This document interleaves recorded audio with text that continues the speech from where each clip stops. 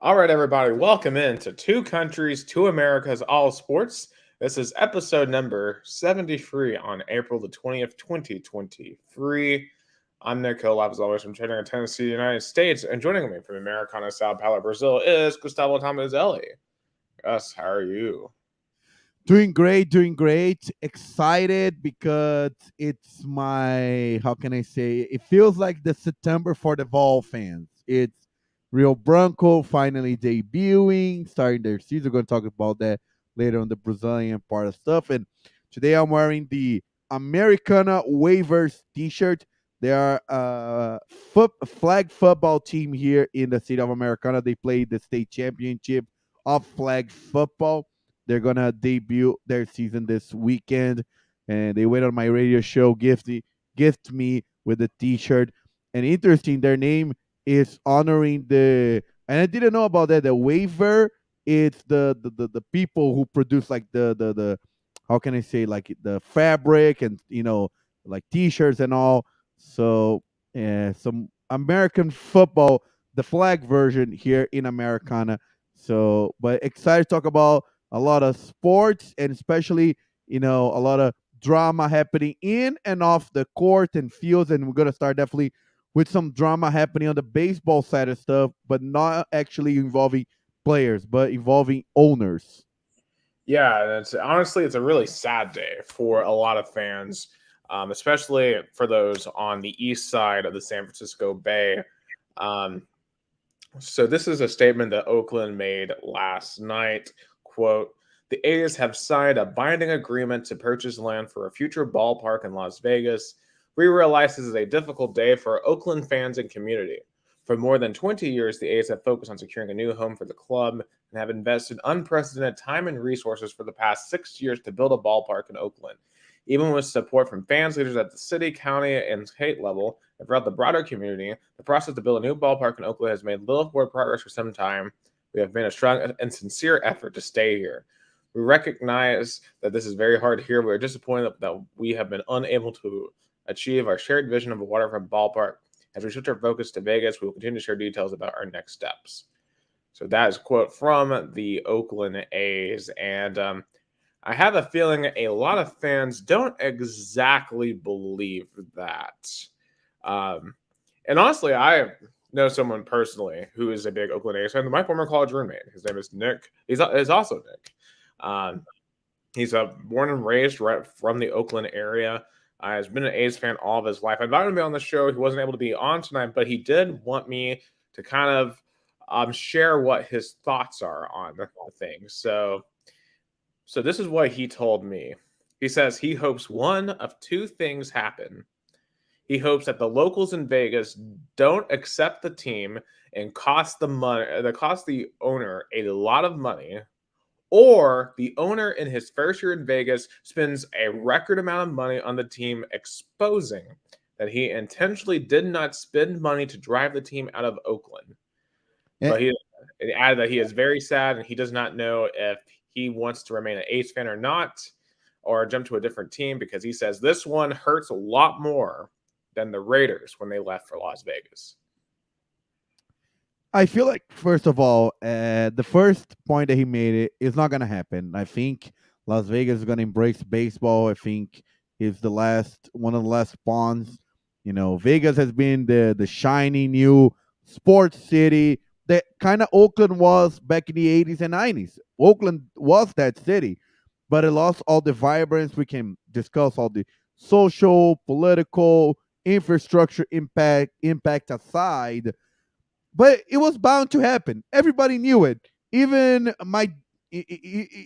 my friends here in Americana, that those who know much about baseball, knew it, that the A's were bound to leave Oakland. Unfortunately, the Coliseum has been an atrocious stadium. I never been to, but what I heard, it's been one of the worst stadiums in the league, with leaks and mold and infestations and all sorts of issues.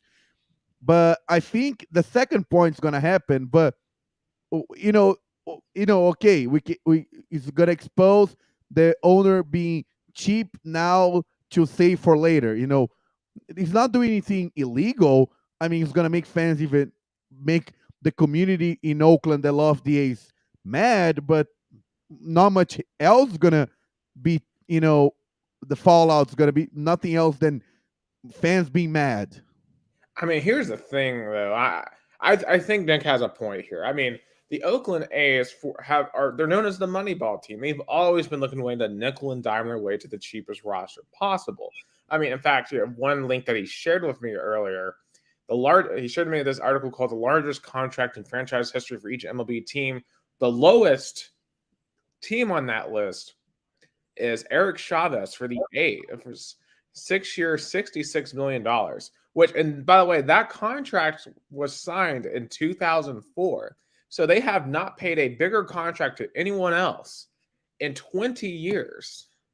I mean, in a time where you're seeing contracts go up and up and up and up. I mean, we're seeing like the Padres spend $340 million on Fernando Tatis. You're seeing the Phillies spend $330 million on Bryce Harper. Braves just signed Riley to $212 million.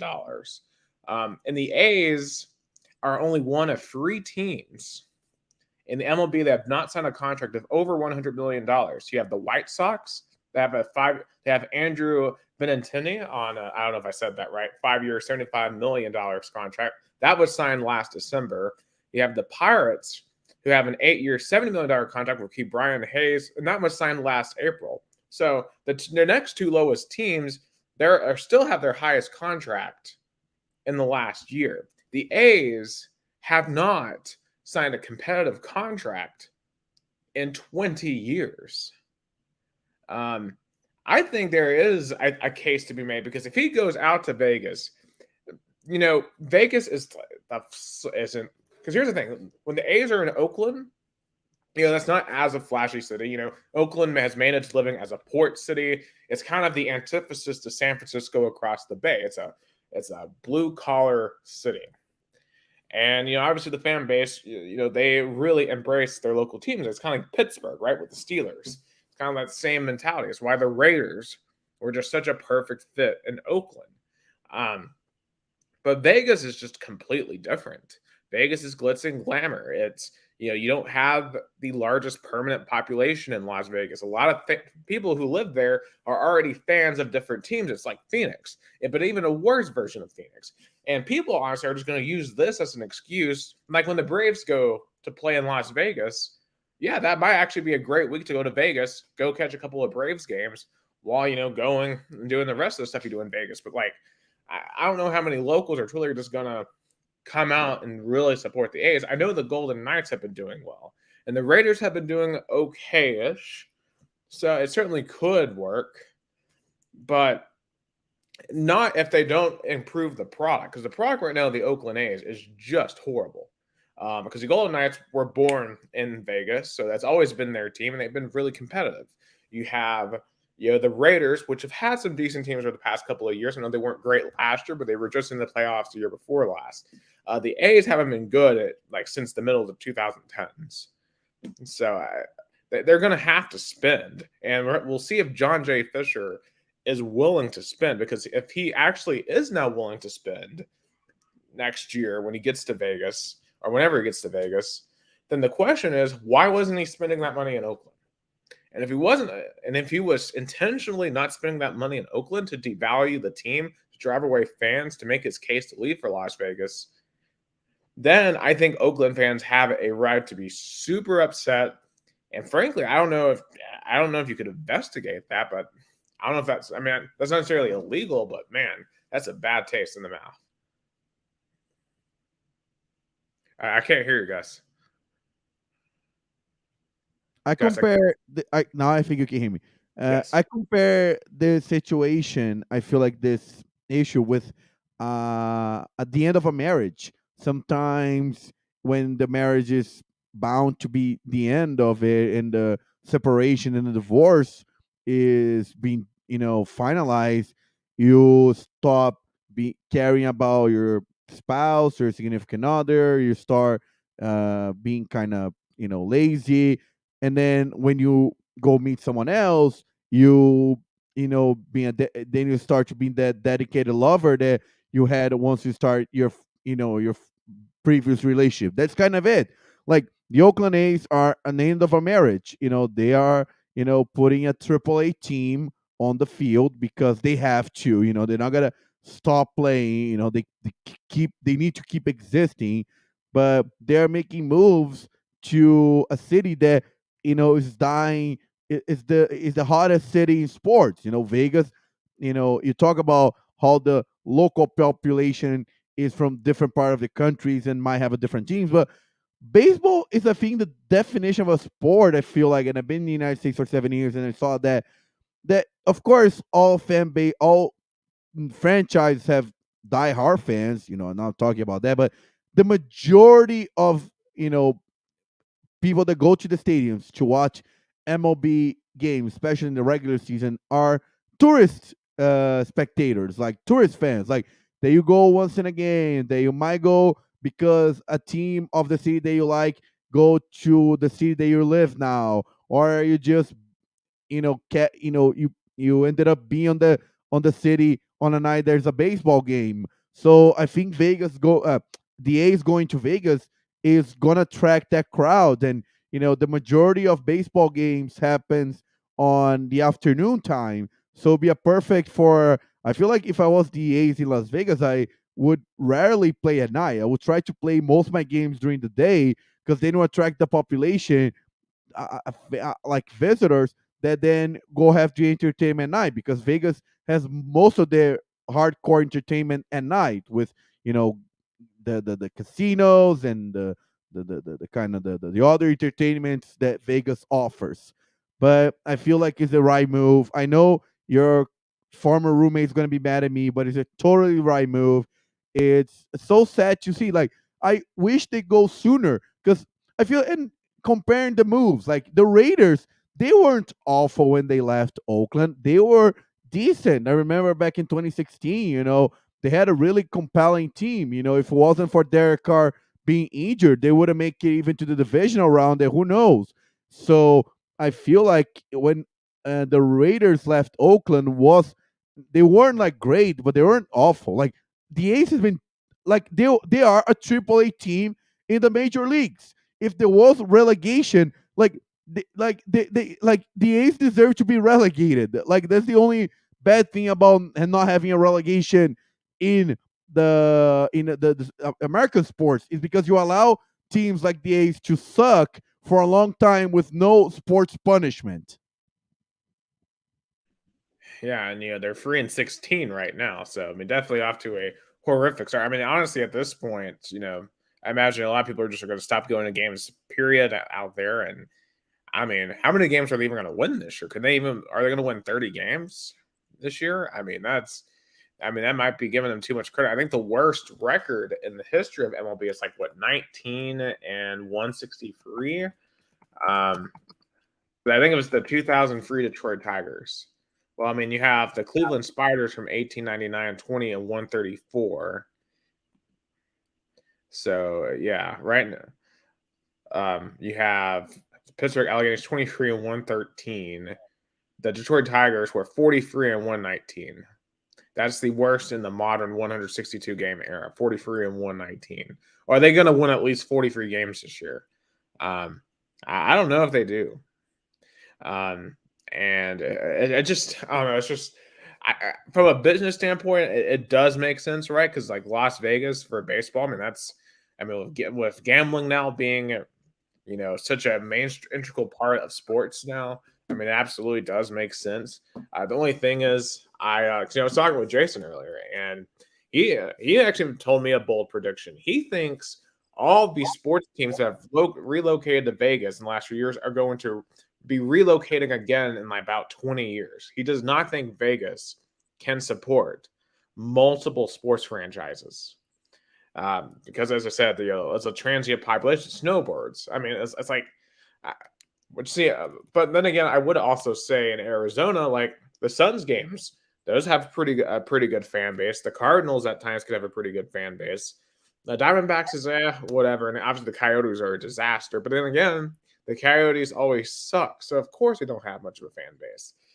And you know, it just is really is dismaying. And I think when you look at the story of the Oakland A's, just really should prompt a conversation within MLB. Should we really be allowing this big of a disparity between teams? I mean, why is the Oakland A's, their highest contract ever, $66 million, but we're letting other teams like the Angels sign $360 million contracts, or the Dodgers are $465 million contracts?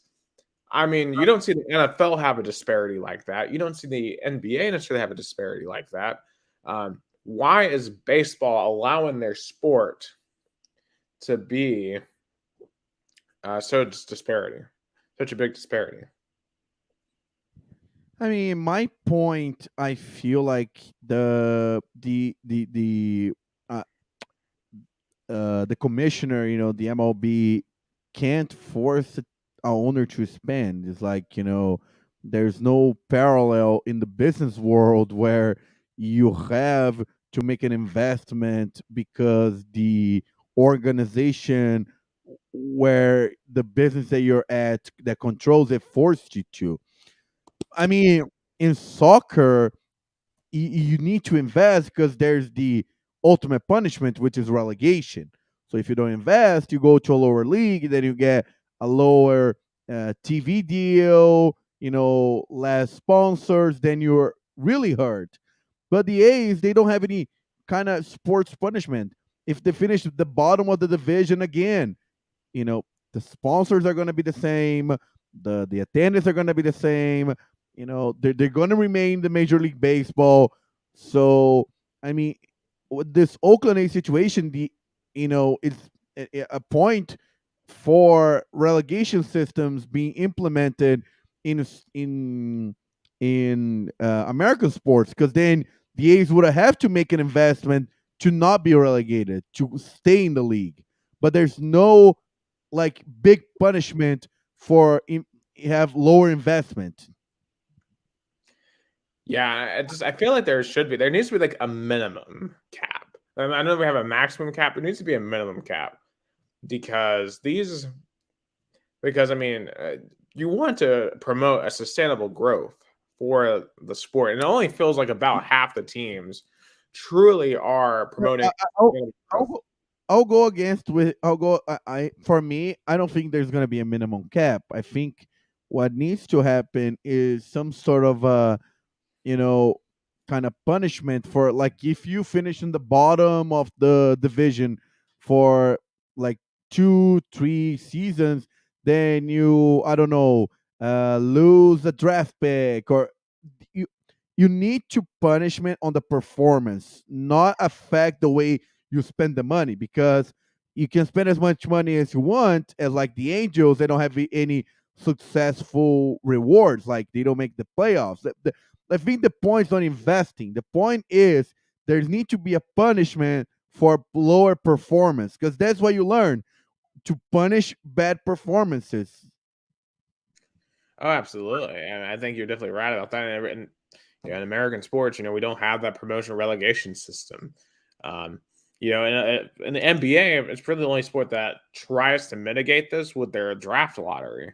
Um, but MLB, the draft process is so convoluted in MLB that it almost doesn't really matter where you pick. It feels like, and I think NHL also has a lottery as well. I I'm don't know. trying to think how, like, what kind of a punishment could you do for a team if they finish bottom of the division for, let's say, 2 3 4 years. Like, maybe you then have like I a think they should tag. force it to sell. They should What? force it to sell or something. I think that would be too drastic. I would have punished. So if you can punish in terms of draft picks, punish on in terms of money. If you finish the bottom of the league, you're gonna have to pay a tax of X amount of money. So then you're forced to invest. It's like, so okay, so I would rather pay this, let's say, fine for suck, or I can put this money to a better team, and then I won't be the bottom of the league, and I will attract more fans. I don't know, like, but there's gotta be a way for Major League Baseball, or even come to the situation like the NBA, or the NHL. I think the NFL, I think the NFL wouldn't happen because I think teams tries to, like, I don't, for example, the Houston Texans right now is the ball on the league, but I think they're gonna recover because the way draft matters more. I think there's more caring about football. Football is the number one sport in America, so I think, let's say, the Texans fans are gonna demand a better team, compared to the A's. But I think its situation, it's sad. It's I but I think they gotta be. If I was the A's, I would have moved to Vegas and play in a AAA stadium. Comparing to this. Yeah, I mean, there's gonna be games where they may not even get 1,000 people there the remainder of the year. I mean, it's like, have you ever seen the pictures? It's like it was back when the Marlins were the Florida Marlins. It was before a hurricane came in, and there was like 300 people at the game. I don't remember who they were playing. There's literally a game where there was no one there because everyone was evacuating for a hurricane, but they still decided to play a baseball game. I mean, it's gonna look like that the remainder of the season, and it's just depressing. Hey, at least if you are in the San Francisco Bay Area, you've never been to an MLB game, you have a prime opportunity to go for Yeah, I extremely would cheap. say I would say go now. Like, if you because I feel like if you stay outside for long, they would give you a ticket. I think if you stay outside wandering out, they'll be like, "Do you want to go? Okay, here's a ticket." Yeah. I think here's another interesting question about this.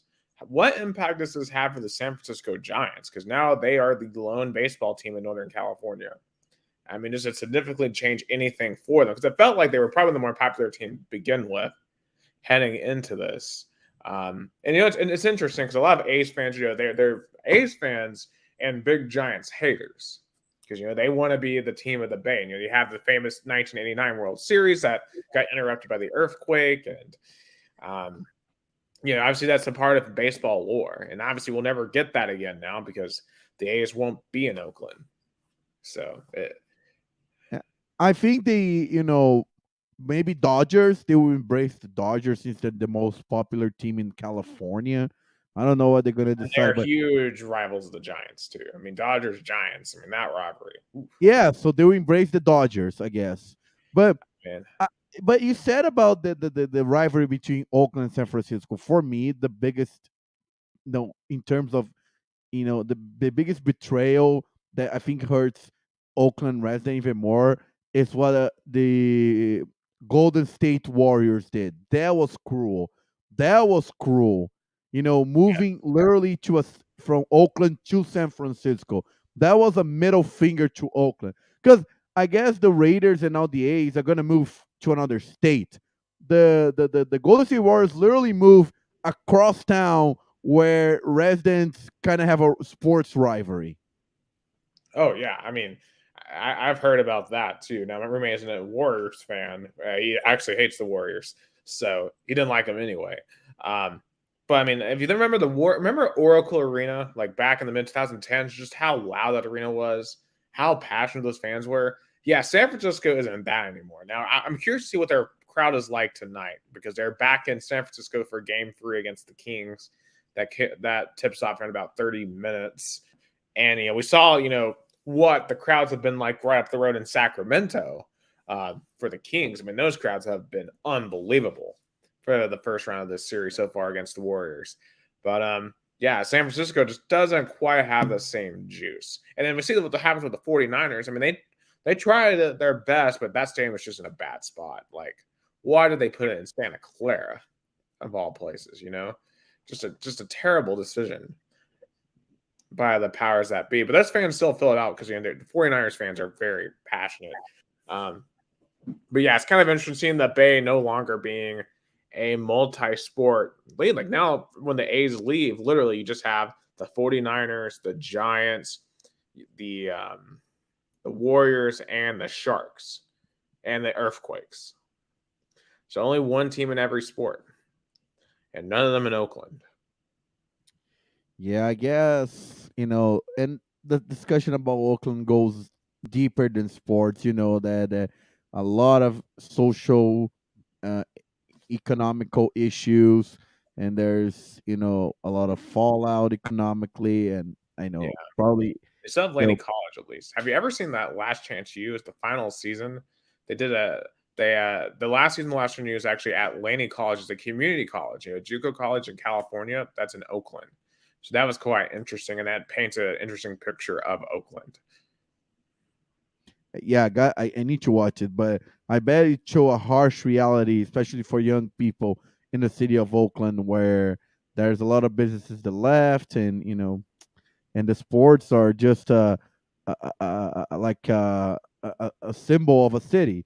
Vegas right now is the hottest city in America, thanks to gambling being so pushed, and so and now it's even more legal that people now want to go to the city of gambling. I feel like gambling being so legalized nationally in America made it people more interested in Vegas, because if you think of gambling, you think of Vegas. That's kind of connected to. Yeah, and also too when you look at just the Bay Area in general. I mean, the expenses have gone through the roof out there for various reasons. California just a large population; it's harder for stuff to get there. Obviously, you have the tech bubble that's just bursted in the past couple of months out there, and and obviously there's just a lot of problems that they're going to have to solve out there, and maybe from a government perspective, maybe spending that money on other topics instead of building a new waterfront stadium was probably for the best for Oakland, but still, because Dick was sending me some TikToks earlier of just like Oakland A's fans tributes, um, and that at one point when the Oakland A's actually put a good team on the field, those fans showed out. So it's unfortunate, but as you said, it was an inevitability, and it sucks because I think this has to be. I mean, outside of maybe blowing like a hugely like the Atlanta Falcons did in 2016, this has to be the single worst pain because it's not just losing a game. Because if you lose a game, we've as Vols fans, like we've lost some really tough games, but you know what? The Vols are still going to be around. I mean, for the A's, they're no longer going to be there. And I don't know how you move forward as a sports fan after you lose your team like this. I mean, what do you do? What do you do? That's a great question, Do you still and even watch it? I mean, I don't know if I would still watch it.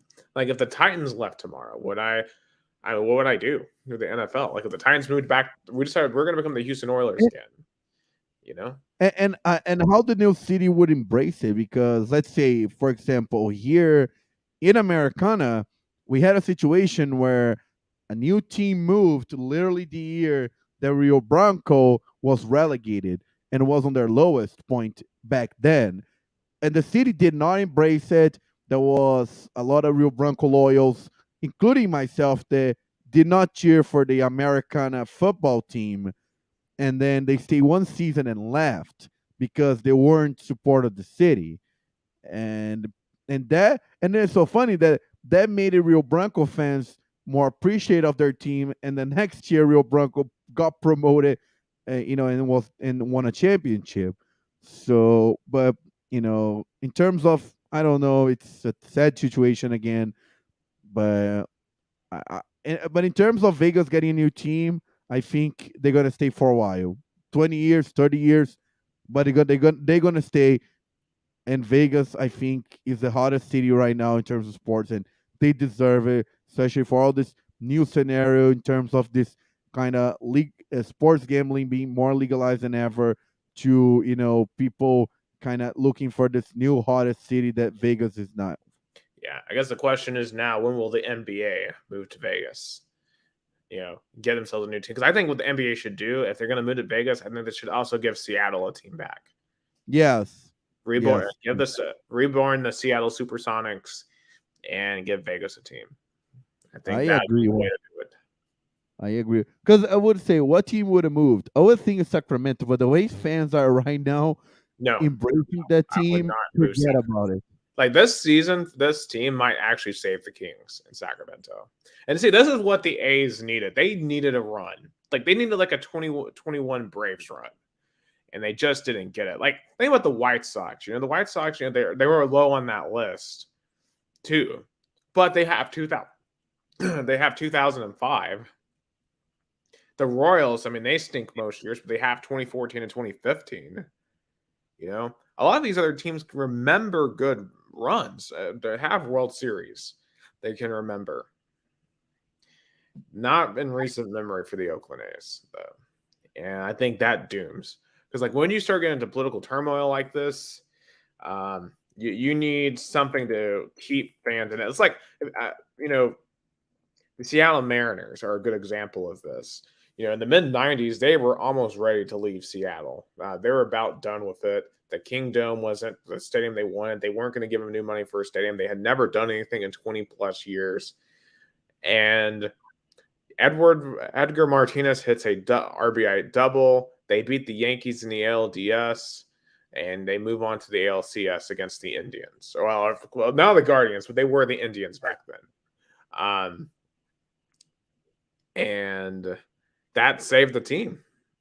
If you've ever heard I forget what his name is, but Dave Marcus, he was the radio guy for the Mariners. His call is like, I can't believe it. It just continues. My, oh my. Macklemore, he sampled that in a song. That play saved the Seattle Mariners.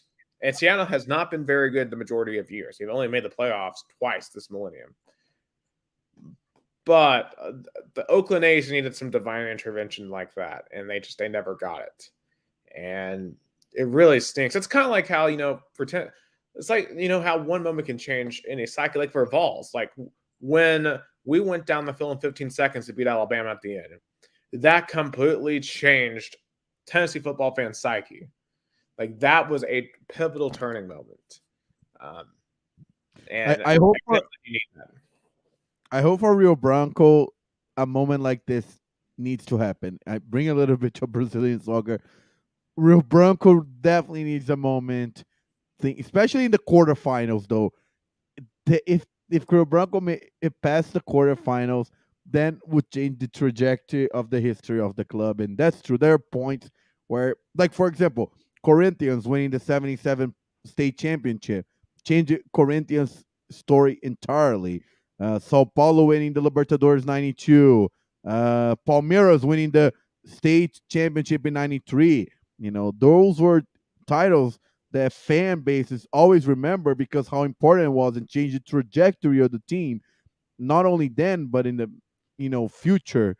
That's true. And in terms of Oakland, I feel like and Oakland is so romantic. Even when they had their best run, it became a movie about it when they had the best run recently.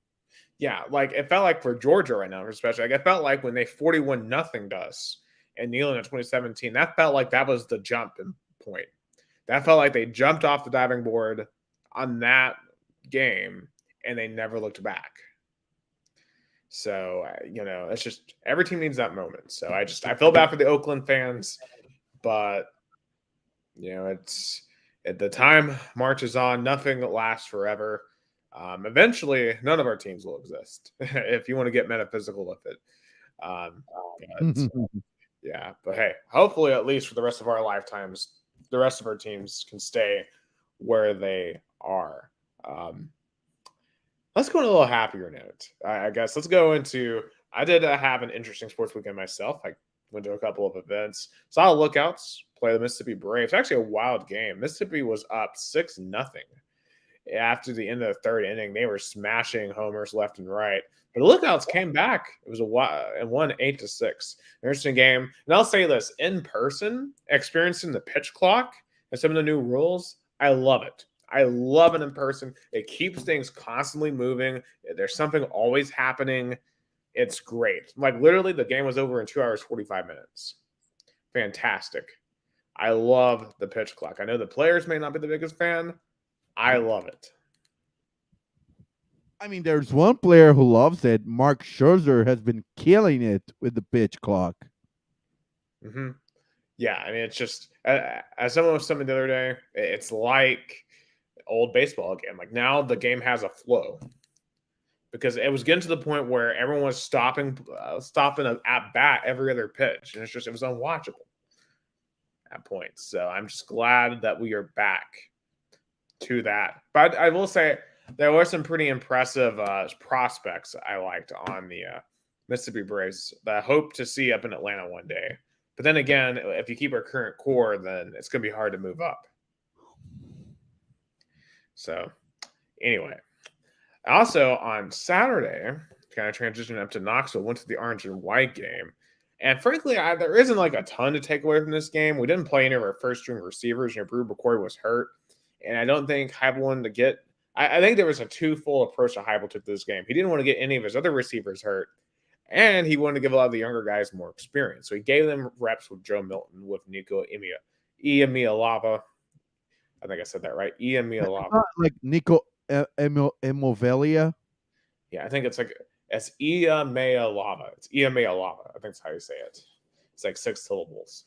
We'll have to work in that. Nico. Anyway, so got to see him play for the first time, and I'll say this: I actually really liked what I saw from Nico, because I have to remember he didn't really play with any top tier receivers. Because we were my friends and I were sitting kind of in the middle of the Northern Bowl, so we had a direct downfield view from where we were, and he is very fast from looking from right behind him. Going up and down the field. He is very quick. You can tell he has extreme athleticism. And then he made that one throw to Ethan Davis, who did get hurt, but he should be fine for fall camp. Made a throw out on the run, that right on the money. Man, Nico has some serious talent. And he's just had 15 practices, and Josh Heupel really hasn't gotten his claws on him yet. So it's going to be amazing to watch. Joe Milton looked fine. Not much you can judge out of him. Didn't have his first string receivers. I made a pretty impressive throw downfield to Caleb Webb. And I also, too, some other standouts. Cam Seldon, number 23, a running back. I mean, this guy, so there was a sequence. I was really paying attention to him. Nico hands off the ball to him on 1st and 10. He goes up about 3 yards. And then he gets up, runs to the slot, and then runs a really nice curl route, and then catches the ball for a first down. Like, that was super impressive because, they were doing that fast tempo offense. And I thought a lot of our defenders looked pretty good. They were breaking for balls. And I also know they weren't playing top tier. Again, they weren't playing top tier receiving core. But when this offense actually has its actual receivers, it all comes down to Joe Milton. How good can he be consistently? If he plays like he does against Clemson, his offense is going to be just as good. And then can the defense be just a bit more better? It's safe to say I'm excited. I think it was announced, I think, the game that I think Q might be on, the homecoming game. Yeah, UConn is. I really want them to wear the Pat Summit blue for that, because then they did that against UT Martin last year. Of course, that would just make perfect sense for UConn. So I'm going to have to try to go and march up there for that game. Now, speaking of Tennessee football, but once again, got to go back off the field here for a second, because we have some high drama going on in Cincinnati, Ohio, of all places, because the University of Tennessee is once again dealing with our old friend Jeremy Pruitt in an NCAA infractions hearing room.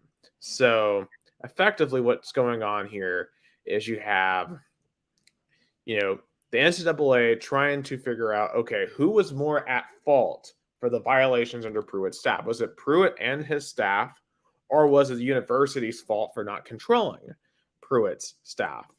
And, basically, they're having to kind of speculate. I was reading Adam Sparks' article from the Knoxville News Sentinel.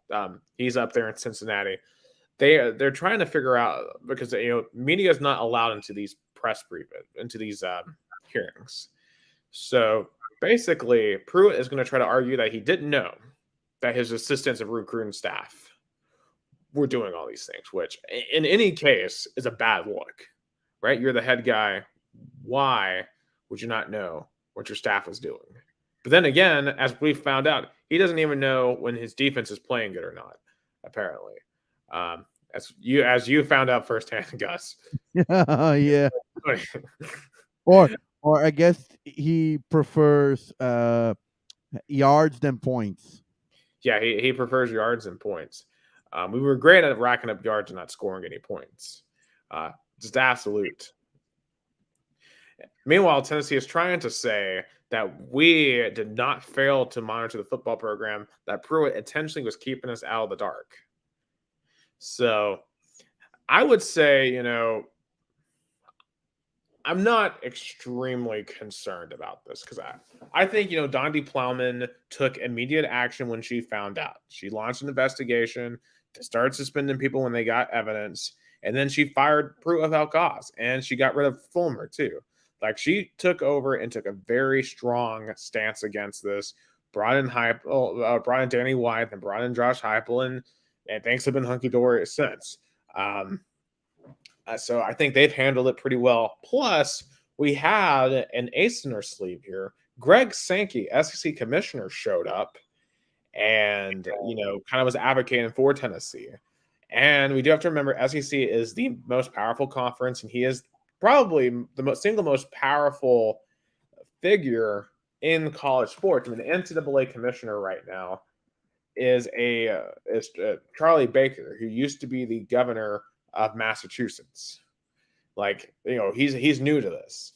So Greg Sankey is the true commissioner of college sports right now, if you really think about it.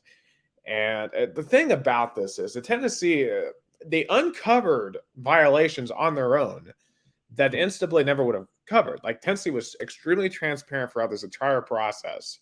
So I'm really hoping the NCAA rewards Tennessee for that and does not, impose bowl bans or any extreme punishments. Because if they do, then the message might be that you can't cooperate with the NCAA. And I think that puts the NCAA in an extremely bad position right now because, let's be real, with the way that these conferences are becoming super conferences and with the way the TV deals are aligning with the expansion of the college football playoff, which is not ran by the NCAA, right? It's run by a whole separate entity than the NCAA. It's the only major championship that is not ran by the NCAA, yet it's the one that makes the most money. Well, that, and of course, March Madness, which is the true driver of revenue for the NCAA.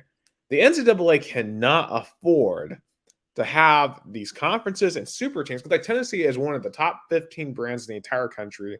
You cannot have a program like Tennessee, because if they punish Tennessee, then programs like Alabama and Georgia and USC and Ohio State, they're going to look at it and be like, we ain't trusting y'all again. Because look what y'all did to one of the most powerful institutions. So I'm hoping for those reasons they will not come down very hard on Tennessee.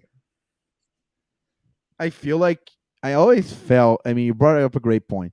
I always felt that the National Collegiate Athletics Association always, they feel like they wish they could divide up. They could, like, hey, universities, come for us for basketball and do something else with football. Clearly, the NCAA, they don't care about football. They care about basketball. The product of basketball is their money driven. In football, football is an entity on their own. Yeah. And at the end of the day, for the top schools like in Alabama or Tennessee, that's what funds. Now, for a lot of schools, they lose a lot of money off of football.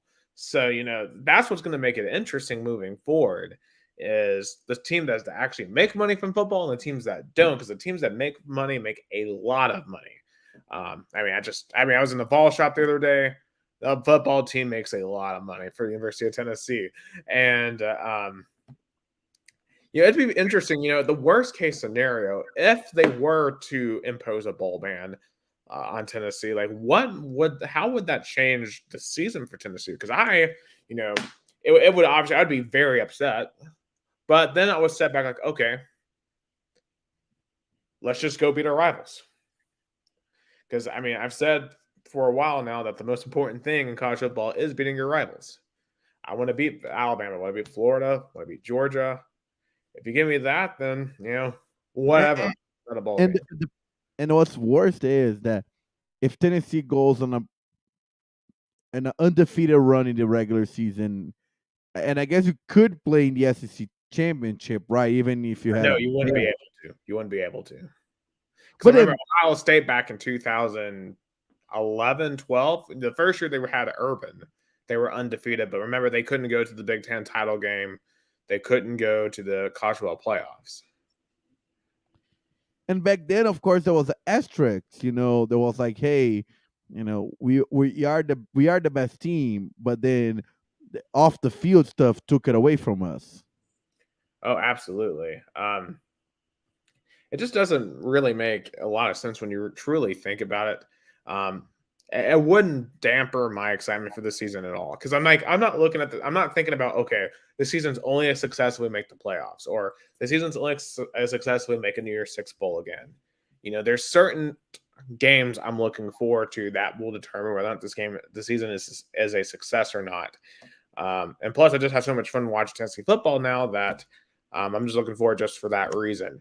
So, I guess the question is if there's a bowl ban or something of that nature or significant scholarship reductions, what does, what would be Jeremy Pruitt's legacy in Knoxville? Because I think he would go down as one of the most hated people in the history of the state. Oh, definitely. I feel like the damage is that, and I'll go back to. I feel like it'll be the closing era of it's like the last puzzle of something that when it starts bad, it ends bad. You remember, Pruitt was only hired because of a bad situation involved the AD and fans protesting and stuff, and he was like the quick answer to it, which was let's get a coach under Saban's tree. Uh, so that was a quick fix, and then that quick fix did not ended up working, so that was bad. Just shout out to the Americana Badgers again, especially to Mateos and all the fans. Look, the t-shirt I'm wearing, go waivers. uh oh, Nick is back. Yeah. Hey. uh Yeah. I was waiting.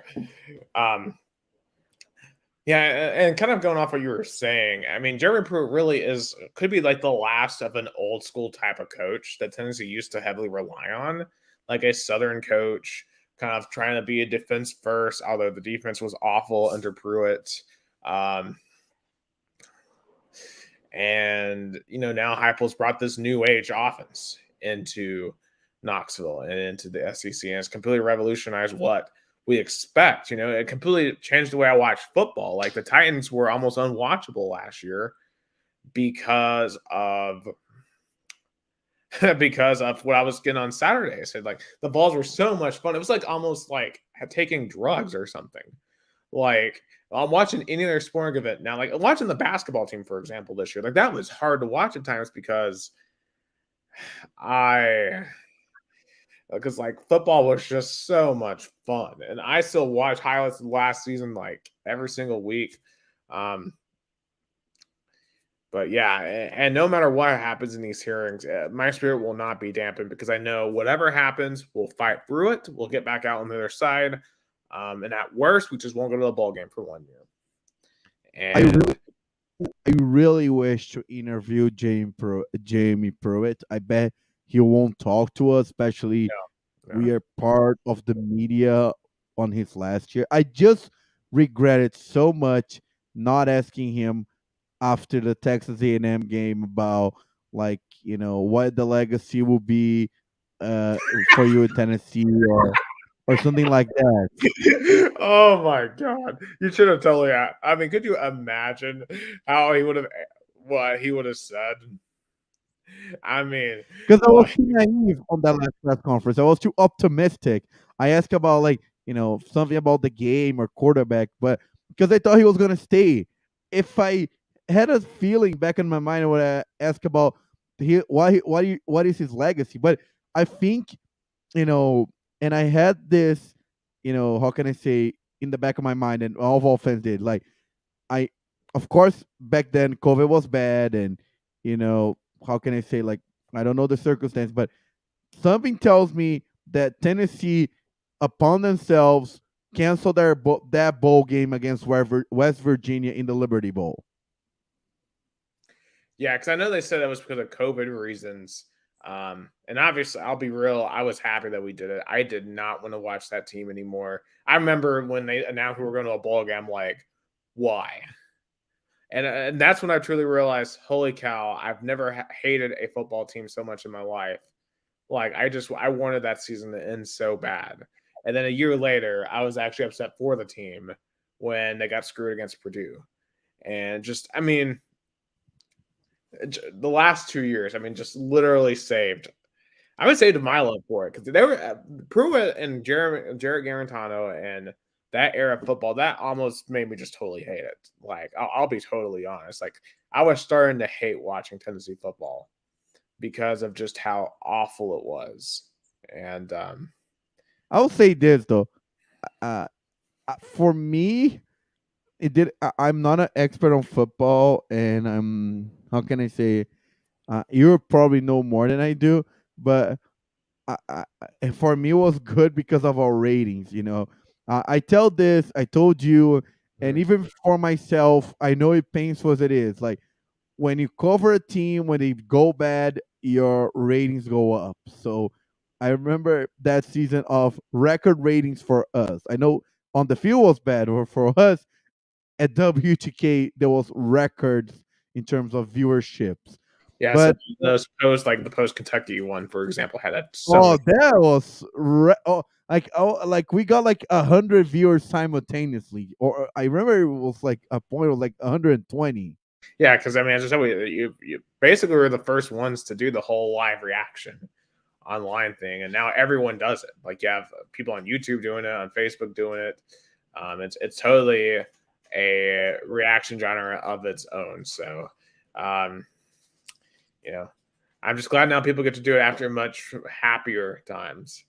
By the way, so I'm looking over the end of the Sixers Nets game is coming down to the end of Sixers lead 99-96, 37.7 seconds to go in the fourth quarter. If the Sixers win, they go up 3-0 in the series. So the Nets really need to win here.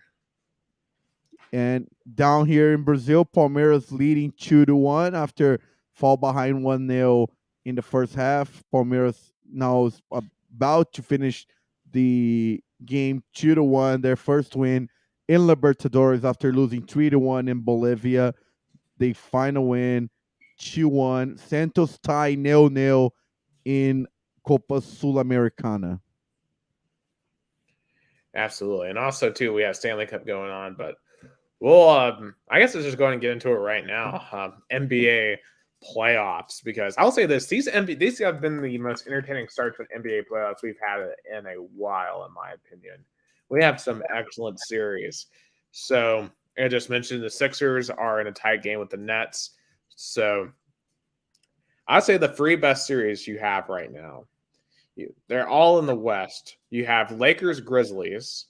Grizzlies won last night, so now you have a 1-1 series, and they had to play without Ja Morant. Now, I'm not sure if he's going to be back tomorrow when they go to Los Angeles, because I know he's been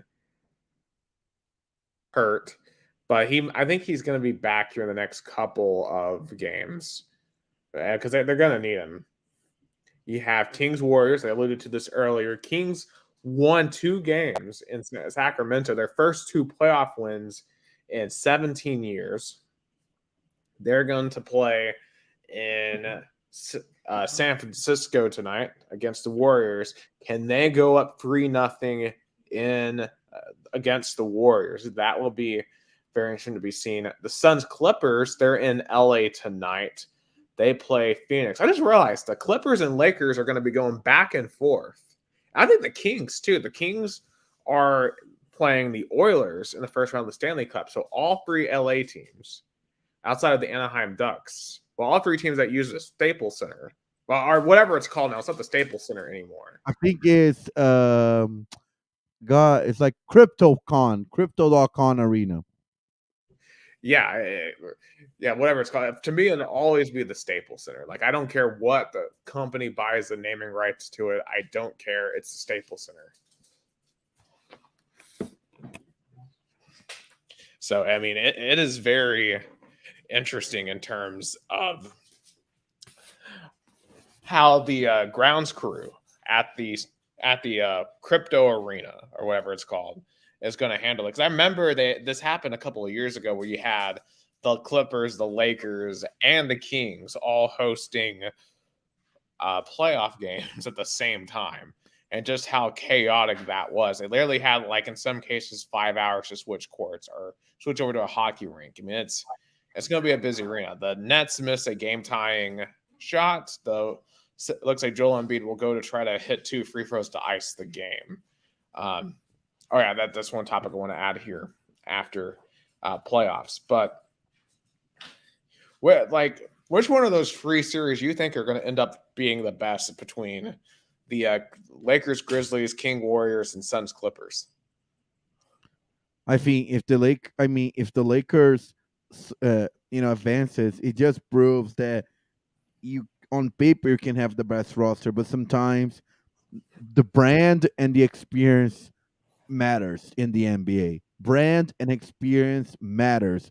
The Lakers are kind of team they they either suck or they go all in, and they might fall short in like Eastern semis or even the Eastern Conference Finals, but they are a big brand. They are a team used to be on that spot, and the Memphis Grizzlies, they're a team. They have a lot of young talent, a lot of promise, but because they're the team of the future, not the team of right now. Yeah. So It's just Philadelphia missed the funny. first. They're fronting their 2 free throws. So the Nets are going to have a shot here to at least potentially force overtime with a free. If 76ers miss here, okay, the 76ers hit, so it's 197. I guess they're going to have a timeout. Yeah. So 8 seconds. So the Nets will have 8 seconds to try to tie the game in Brooklyn to avoid going down 3-0. So But it's just drama. funny that you mean Go ahead. no, you mentioned how busy things are in LA with the playoffs, but comparison like interested in playoff basketball in California, $37 you can go to a game 3 in the first round between Clippers and the Suns, but in the Warriors Kings, the lowest ticket is $300. Wow, that's great. I mean, I've heard that the Warriors Kings tickets have been some of the most expensive in history. I should go down to Atlanta for a Celtics Hawks game. What is the price of those tickets? Yeah, tickets. I mean, I mean, I wouldn't. I would imagine it's cheaper. I say your mic was kind of glitching out there for a second, but I think $39. $39. it's not bad. Not bad at all. Yeah, but again, $300. like that's going to be a sweep more than likely. But I mean, But at least you got to see a playoff NBA playoff game. I mean, I remember the 2015 season of the Hawks. It was the most fun for me. I went to the first game of the first round against the Nets, and I went to the game 5 versus the Wizards. That was so much fun beyond NBA playoff game down in Atlanta. Absolutely. I wonder how much the Knicks tickets are, because those got to be $300. Yeah, that's what I figured. I mean, Madison Square Garden for a playoff game that's magical. And I think that series is the best series in the East. I think that could go 6-7. The Knicks match up better with the what happened? The Sixers, I think they stole the ball. Oh my goodness. So the Nets try to throw it in, and the Sixers stole it, and then Embiid dunked it. So it's 102-97. Wow. That probably just sealed the Nets' fate right there this season. So, yeah, the Brooklyn Nets, obviously, they trade away their superstars. They're trying to win with kind of just a roster of okay players, and that just doesn't work. Yeah, they just wow. Yeah, terrible joke job of the Nets. Second straight year, they're probably going to get swept. But I mean, it's different from last year where they had all that talent. Now they're a team of rebuilding. So if you're rebuilding and make the playoff, it shows that you have a lot of viability looking forward. Viability in the future. Oh, absolutely. Um, it just obviously for the Nets, it's just a tough learning lesson for those younger players. Um, Also, too, just looking at some of the other series, Celtics Sox, as I said, I think that's going to be a sweep. Minnesota, I think, maybe able to win a game at home against against Denver. But I still think the Nuggets will win that in 5 or 6. I think the Bucks Heat also is pretty interesting. The Heat went on the road and won Game 1. They won Game 1 as the 8th seed, but then the Bucks came back, won Game 2, hit a ton of threes. Is there any chance Miami could pull off the upset in that series? Because I still don't believe so, but certainly the Heat have, I think, played well so far. No, I don't think so. I think I don't think Miami is gonna pull up an upset. I think the series is gonna be done. Oh, absolutely. And in terms of controversy, I feel like there hasn't been like a ton of controversy so far in these playoffs. Obviously, the most controversial thing is Draymond Green being suspended tonight after stepping on Sabonis's chest. Did you think that was warranted? Because clearly, No, definitely not. It was. I mean, Colin Cowherd summarized the best. I think it was not this incident. Was the tracking record? Was the tracking record of how can I say of the things that he did in the past? yeah, obviously, infamously, I mean, you could argue he's the reason why the Cavs came back from 3-1 in 2016 because he got suspended for Game 5, and that kind of propelled the Cavs. So it is very. Certainly, it's going to put them in an interesting spot tonight because De'Aaron Fox has been playing really well. The Warriors are going to have to find a way to hit a lot of shots tonight to really try to stay ahead of the Kings. But the Kings have been a bad defensive team all year, but they played well on defense in Game 2. So that to me is going to be super, super fascinating to watch. So the round 1 will keep on rolling here throughout the next week. And certainly, as I said, I think the West is more compelling than the East. I don't know if you had any other thoughts in the playoffs. Real quick, I do want to mention awards, though, because I found this super fascinating. So, first of all, Mike Brown is your coach of the year for the Kings, so I think it's well deserved. But here's what I found interesting about MVP. Your 3 finalists for MVP this year are Nikola Jokic for the Nuggets, you have Giannis for the Bucks, and you have Joel Embiid for the Sixers. All international players, the first time in NBA history where none of the 3 finalists are Americans. And this kind of goes back to what I was talking about a few weeks ago with college basketball. We are finally seeing the death of the American basketball superstar in a sense. Like all your American superstars are older now, outside of maybe like a John Morant. Do you know what this is trend? The NBA might become the Premier League where all the talent is international, but the league is rich. So you ended up having the best basketball, but it's not a domestic product. So I think the NBA is becoming the Premier League. Yeah, and I think when you have this, you appreciate great basketball, and but at the same time, I think it gets harder to identify with it. Now, granted, for those countries like for Latvia to have like Luca to follow, that's amazing. For anyone who's Greek to have Giannis is amazing. For God, okay, this is embarrassing. Where it's Embiid's from Nigeria, I think, right? Oh no, Cameroon. He's from Cameroon. My apologies. For Cameroonians, that's incredible. clear to have those players you can interact with is amazing. Um, I just and granted, this is going to be a biased perspective as an American. Where's Michael Jordan? Where like Michael Jordan was at one top point the most unifying American sports figure. We don't have that. I mean, you got LeBron, but LeBron is a polarizing figure. Um, John Morant's a polarizing figure. Um, where is that American superstar that we can get behind right now in the NBA? It's hard to see one coming. I mean, you got Victor Wembanyama, who's gonna be, I think, great. He's French. Um, Maybe Zion could have been that, but Zion can't stay healthy.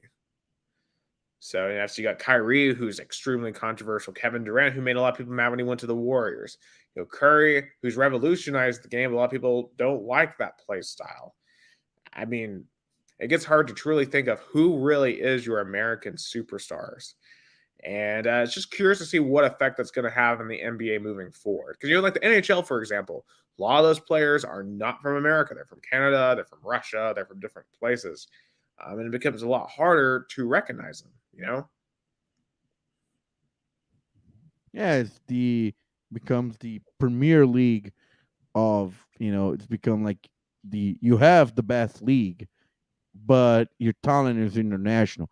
I think the problem is that hockey is not a American sport. Basketball, it is, because basketball has been played on courtyards in big cities in America. Like hockey is a northern thing. Is Canada more like a hockey country than America?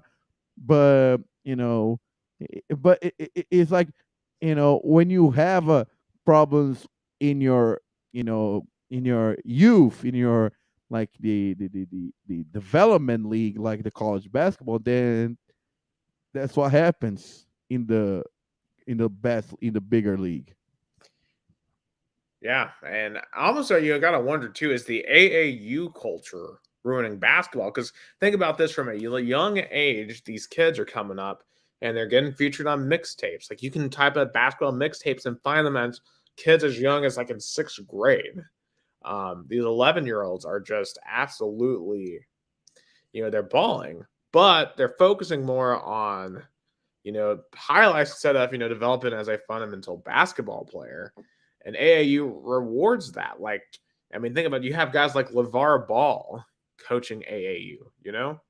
It's all about the highlights. It's not about the substance. And I think in basketball, you got to be able to preach substance. You got to be able to bring the substance. And, I think that's getting lost on the American side of things in basketball. You almost wonder if, because we've talked about American soccer, the pay to play system and how that hurts American soccer. If we're starting to see that in basketball a little bit, because basketball in theory should be a pretty cheap sport to play as well. All you need is a ball and a hoop. That's all you need. But it's starting to turn, I think, a little bit into the pay for play. And the culture and the NBA devalues college basketball with the one and done, and that's what happens. NFL, the football side of things is not cheap, but when you values the developmental league, like college football is so valued by the NFL, then you have a better product. Yeah, so just I don't want it to become where, as you said, I don't really want it to be in a Premier League. I want a really great international talent to come here. Kind of like what you got with the MLB. MLB, you have talent from everywhere, but it still feels uniquely American. NBA doesn't quite have that same feel though, so I'll be curious to see what happens to the NBA moving forward. But obviously, those three deserve to be in that running. And in terms of who should win it, I know Jokic has been it the last 2 years. I'd almost argue for Embiid this time around. I think he deserves to get one. So there you go on that one. Also, just, kind of alluded to it here as well. The Stanley Cup is going on right now as well. I honestly haven't watched a ton of Stanley Cup. I've been watching a lot more of the NBA playoffs this time around. The Predators aren't in it, so that kind of stinks right now. Though you do have the New York Rangers and the New Jersey Devils going at it. Obviously an inner tri-state rivalry there, which is pretty fun. If you look at some of the series there, probably the biggest surprise so far, the Kraken, the Seattle Kraken, only their second ever year as a franchise. They made the playoffs this year, and they won the first game at Colorado, and they're up 1-0 right now at Colorado. They're trying to get a 2-0 lead heading back to Seattle, which would be unbelievable. The Maple Leafs won today 7-2 over Tampa Bay. That series is now tied at 1-1. Last night you had the Edmonton Oilers respond with one of their own 4-2 over the LA Kings. That's 1-1. The Stars won 7-3 over the Minnesota Wild. That's 1-1. Florida, the Panthers, they upset Boston. Boston, they set the regular season record for points. Very good team, but the Panthers won. There's 1-1 going back to Miami. The only team that's gone up 2-0 so far, you have the Carolina Hurricanes over the New York Islanders 4-3, won that in overtime. Later on tonight, you also have Tampa Bay and Toronto, which is the another run between those two franchises. I know they have seemed to play each other every single year. It's crazy how they play each other, and also Oilers Kings. I feel like play every year too. That feels like a very constant, because just as much crap as we give the Maple Leafs, as I personally give the Maple Leafs, the Edmonton Oilers too. That's another franchise that should be feeling some pressure here in this postseason. You can remember Edmonton. That was where Wayne Gretzky played. They won so many Stanley Cups with him. They haven't really done anything since Wayne Gretzky left. And right now they have Connor McDavid. They need to do something this postseason. I mean, it's embarrassing every year that goes by a Canadian team doesn't win the NHL, because they were supposed to be the hockey country. Right. And the only teams that they have this year, you have Toronto and Edmonton. Oh, yeah, and also Winnipeg. You have the Winnipeg Jets are in it too. They're up 1-0 right now on Vegas, and they actually should be playing here just about right now. So, yeah, they're out there in Vegas. Speaking of Las Vegas from earlier, they have playoff hockey tonight. So I'll be curious to see how that happens. The Bruins are the best team. I expect them to win the title, but I think the Oilers would probably be their biggest threat, at least from the West. But you just never know. It feels like the Kraken might have there's always there's one or two teams that go on a Cinderella run in hockey. And the Kraken winning on the road game one and leading right now, you have to wonder, can Seattle be that team? And how magical would that be for Seattle? Losing the Supersonics, kind of being dead this time of the year, but now you have hockey and you got the Kraken. So that would be kind of cool on their end. But anyway, kind of previewing our show next week a little bit. So I don't know if we're 100% we're going to do it, but we're definitely going to try to do it. We want to live stream the NFL draft. And I'm on it. Thursday, it's a great day for me to do the pods. I mean, we're doing Thursday for the past few weeks. So for me, I'm on it. Let's see if your News 12 allows you to do it. I'm actually off on Thursday, so let's do it. Let's go. Yeah, I'm off on Thursday, so it's NFL draft day, and these mock drafts are going all over the place. I saw one yesterday that has none other than Hendon Hooker at 11 to the Titans, which would be just insane. So, obviously, no matter what mock draft you look at, they're all going to be very different. There is, I think, the most interesting buzz right now is the Texans might trade back from 2. Because it seems like all the buzz right now is that Bryce Young is going to be the number 1 pick to the Panthers. But a lot of people would think C.J. Stroud then goes at 2 to the Texans. But, hold on. But CJ Stroud might not be the most valued commodity at the moment for Houston. They may try to trade back to get more picks to, to get some better players. I saw one that suggested that they would trade with the Colts, which seems very, very implausible because why would the Texans trade that pick to an interdivision rival? That doesn't make any sense. Actually, the NFL mock draft I'm looking at now is actually picking Anthony Richardson to the Panthers as number 1 overall pick, which I'm just going to tell you right now, if you choose Richardson over Bryce Young, you are crazy, in my opinion. There's no way I think that you can realistically justify that.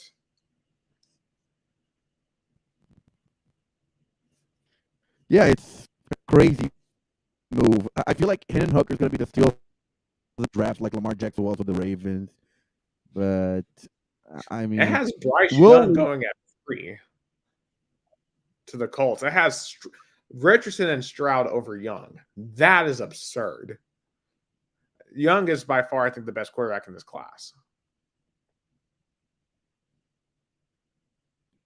Oh yeah, I feel like CJ Stroud, or I think CJ Stroud better than Bryce Young. I would have picked CJ Stroud number 1. Oh, you would pick Stroud 1. I mean, Stroud's good. I mean, the way the only quarterback I would. The way he played on the semifinal game versus Georgia was impressive. If it wasn't for him, Ohio State would have any chance against the Bulldogs. Right. So this particular mock draft has the Titans picking Will Levis. Now, you know how I feel about this. I would 100% hate that pick. I don't believe in Will Levis. I get it. He's big. He's got a big arm. But he never showed me anything in college that would ever suggest he'd be a good NFL quarterback. I'm sorry. Would be an awful pick for the Titans. I mean, honestly, at that point, if that's the only quarterback left on the board, if you weren't going to go for a Hendon Hooker, which obviously, let me preface this: I love Hendon Hooker as a quarterback. I love what he did for Tennessee. But if I take the orange glasses off, I think there are some legitimate questions to ask. He's going to have to be able to learn the NFL offense, which I think he's going to be able to. But, Josh Heupel's quarterbacks in the past, like a Drew Lock, have not done very well at the next level. So that's just kind of something to think about on that front. And obviously, Hendon Hooker's coming off of an ACL injury that I was present for. I still think he's a better option than Will Levis if you have to go quarterback. Honestly, this may be a shocker there. If I were the Titans there at 11, Hooker is not the Vol I would take, nor is it Jalen Hyatt. I would take Darnell Wright at 11. The offensive lineman, I think Darnell Wright has potential to be the best pro off of last year's team. In fact, you hear some draft analysts, they think Wright might be a top 5 player in this entire draft. I mean, Darnell Wright gave up no sacks last year. He was instrumental to how good that offense was, because obviously Hooker and Hyatt got all the glory, obviously, because they're the ones scoring the touchdowns. But Darnell Wright, along with this other offensive lineman, made that offense work. Remember, Darnell Wright held Will Anderson to nothing in the third Saturday in October, and that was instrumental. That was more vital than even Hyatt's 5 touchdowns in winning that football game.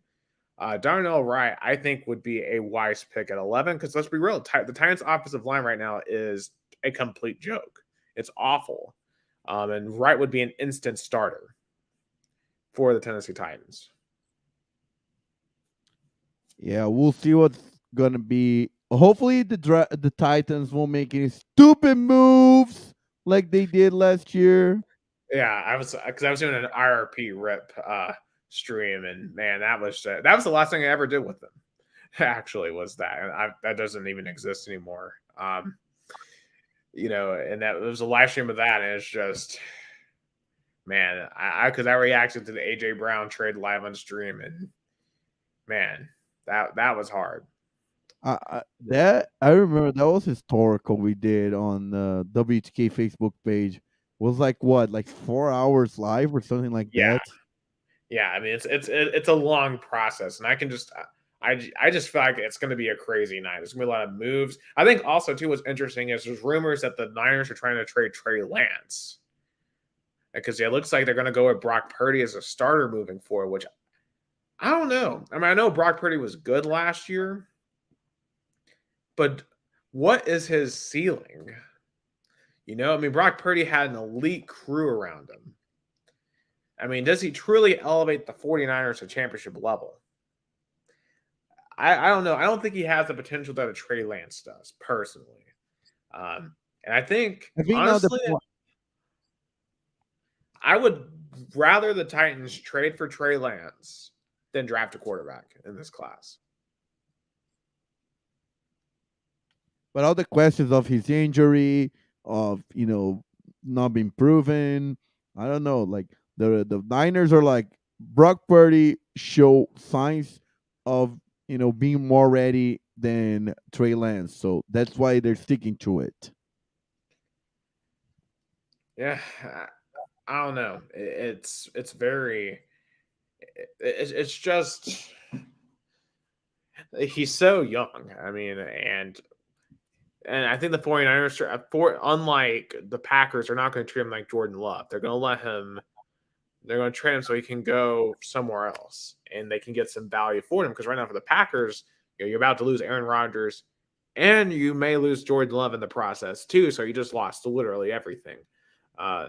So I think the Niners are trying to avoid making that same mistake.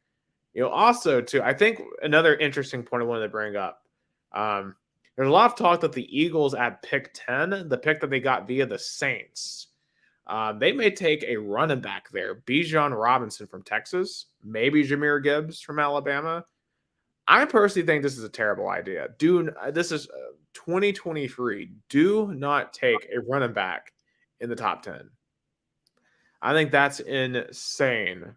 Thinking, and I get the Eagles. I mean, they just signed. I don't know why I forgot to put that in. Jalen Hurts, the largest contract in NFL history, but is a running back a wise investment there? I feel like they have a good stable of running backs. That's not the reason why they lost the Super Bowl. They lost Super Bowl because they couldn't stop Mahomes. I think Jalen Hurts definitely earned that contract. I think it's because it shows that you can have the best regular season record, but it all matters when January comes. And for example, Jalen Hurts have a best record compared to Lamar Jackson. Yeah, and he has an agent too. And also, I think that's what's hurting Lamar too. Why does he not have an agent? I mean, you have that much money. Why would you not hire somebody to take care of this stuff for you? Because there's so much legal stuff, and I would hire someone to be my agent. I don't want to be my own agent in this case. It just doesn't make any sense. But clearly, congratulations to Jalen Hurts. You do have to wonder, though, the Eagles had 2 years left on his rookie contract. Isn't a mistake to do it this early. I think they could have waited a year to do it. But then again, maybe, it kind of reminds me a little bit of the Braves with Ronald Acuna. They signed him to a really good deal at the time because now looking at all the other deals have been signed at MLB and they look like geniuses. And honestly, the Chiefs as well. The Chiefs are now that they're kind of underpaying Patrick Mahomes, if you really think about it, compared to what the market is saying, Deshaun Watson is valued and Jalen Hurts is valued and what Lamar Jackson is trying to be valued at, but I don't think any team actually values him at that high $200 million range. Yeah, it's the big question is, where is the ceiling for quarterback contracts? Is there a ceiling? Because when you have a cap, so there has to be a ceiling somewhere. When it is too much, too much. I almost got to wonder if Aaron Rodgers is trying to test that. How much can he get? at this point. So I don't know. And I think too when Herbert's rookie contract comes up, that will be telling where the market is at because he's going to get a huge number from somebody. Yeah, that's yeah. It's and also I wonder and I wonder how this makes Lamar Jackson think about it. How like why I can't land a big contract, and I guess the answer is like a great agent can definitely make it. You know, a great agent can definitely make a difference in that matter. Yeah, and plus you still have the kind of the apprehensions to his play style. How long can he stay healthy? I think so too. That's a big part of it. So I'll be curious to see I'll be curious to see if Lamar we get some resolution on Lamar on Aaron Rodgers next week on draft night. Could draft picks end up being a part of the equation for either one of those quarterbacks? That'll be something very fascinating to watch because if it's going to happen, if the Jets are going to trade the Packers, trade draft picks to the Packers, it's got to happen before next Thursday. So it's going to be an interesting mad dash to that first pick because right now the Carolina Panthers are on the clock, and soon you'll hear dun dun dun dun dun dun dun dun. dun. But we will certainly be here to react to what happens because I'm sure it's going to be a crazy night. Anyway, just quickly to finish some NASCAR, Kyle Larson wins Martinsville. Very uneventful race. A lot of fans just with this new car, they can't really pass on short tracks like Martinsville, so it doesn't create the best action. So just not a. They're gonna have to figure out something. I think in a way they made the brakes too big, and the aerodynamics kind of just making it really, really hard to pass at a track like Martinsville, which sucks because Martinsville used to be probably my favorite track on the entire schedule. It's provided some classic finishes. Right now, though, they're going to have a lot of work to do. But they are at Talladega this weekend, and Talladega rarely disappoints. Usually one of the best tracks in the schedule, and it should be a great time as well.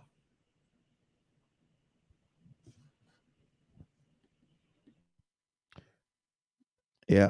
Yeah, that's true. Tyler is so historical. I mean, it's definitely going to be a great time. Got to watch some Ricky Bobby at some point. So I guess we can, go to Go down south. Brazilian topics.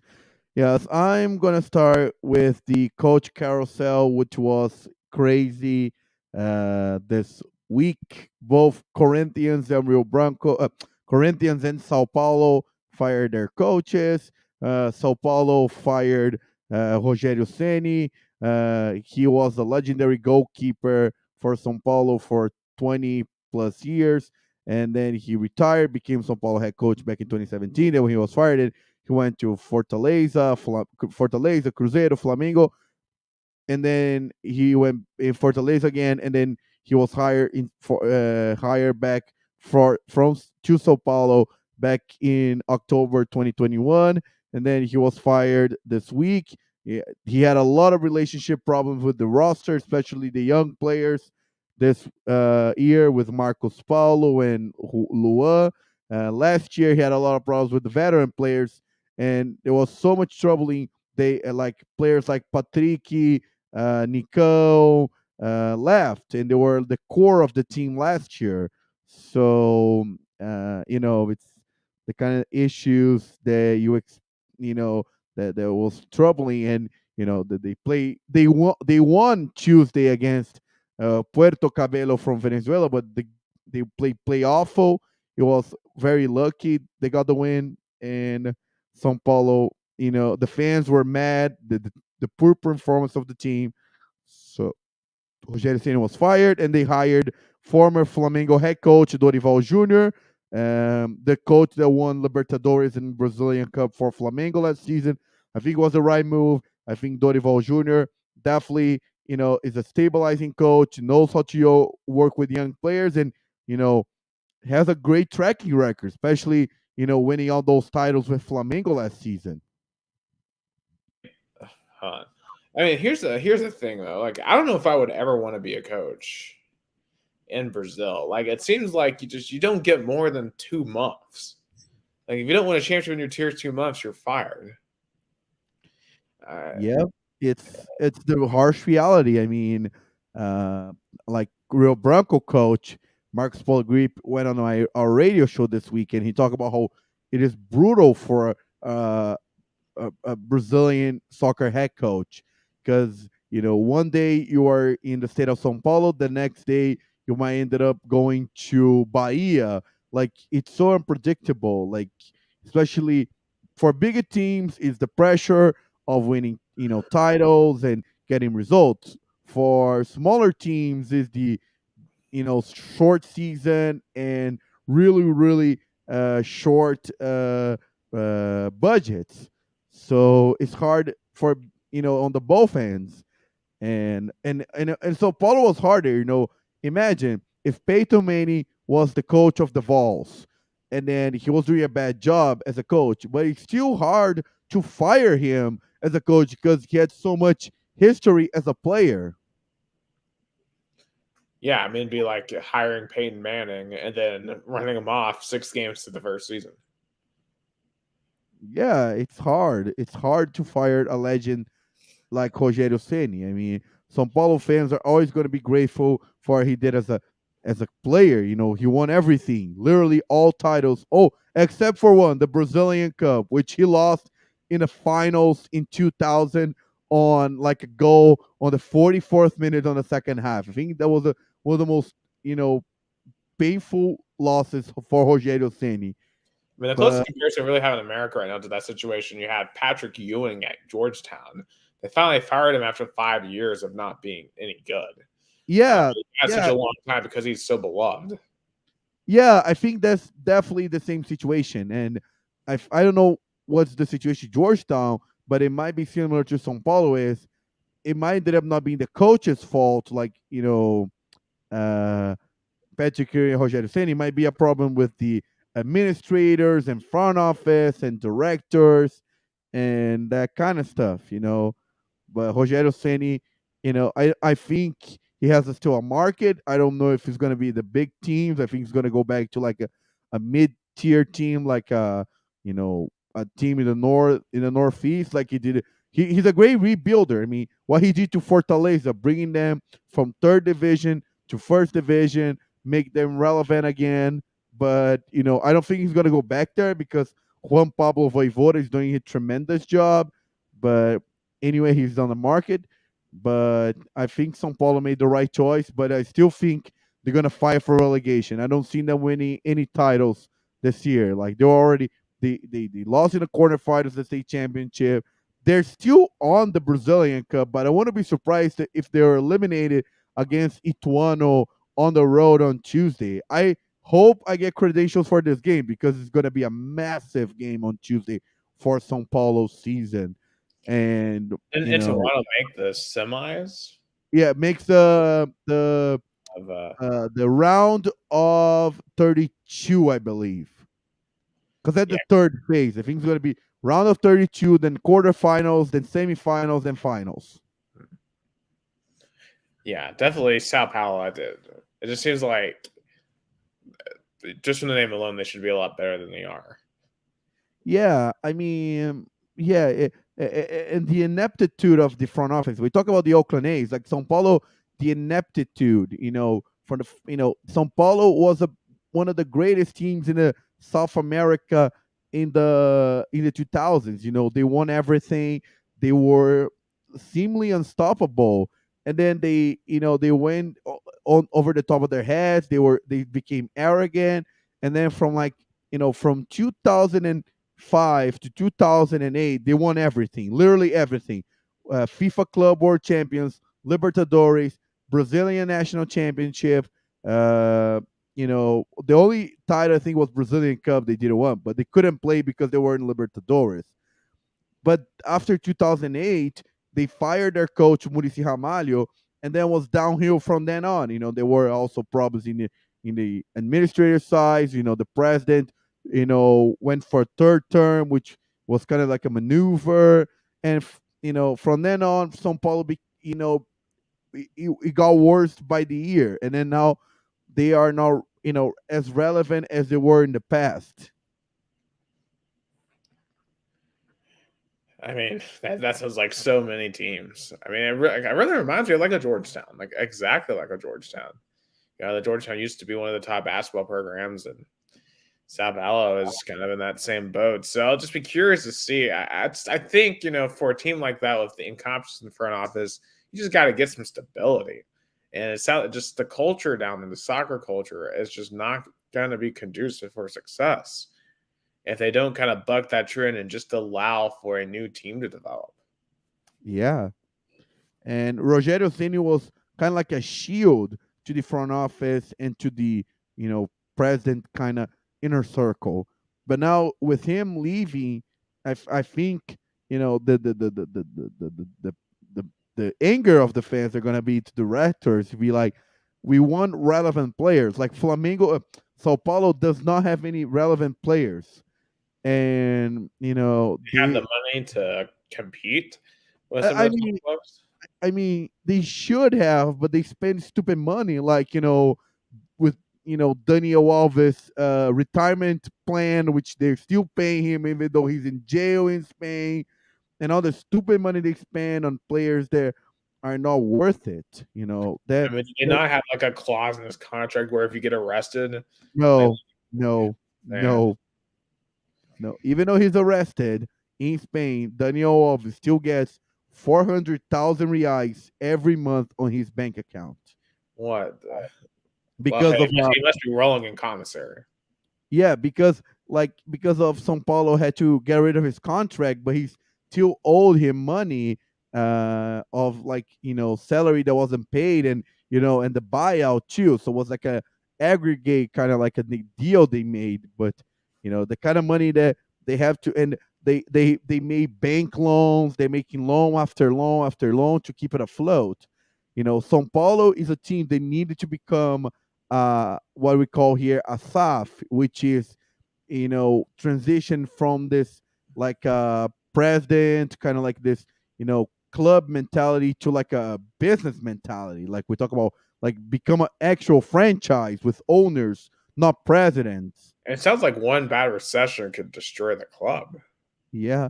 And I was talking to my colleague, my journalistic colleague and friend Lucas Argito, and he was like, he's a Sao Paulo fan, and was like, maybe being relegated would be good. That the fans were gonna wake up and it's gonna be better. But he was worse, like it might be bad because then it's gonna be less money, and and they might stay in the second division for longer than people think.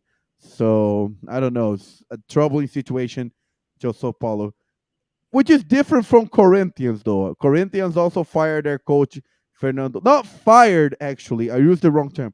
Corinthians reallocated Fernando Lázaro to a new position. He went from head coach back to being a permanent assistant for Corinthians.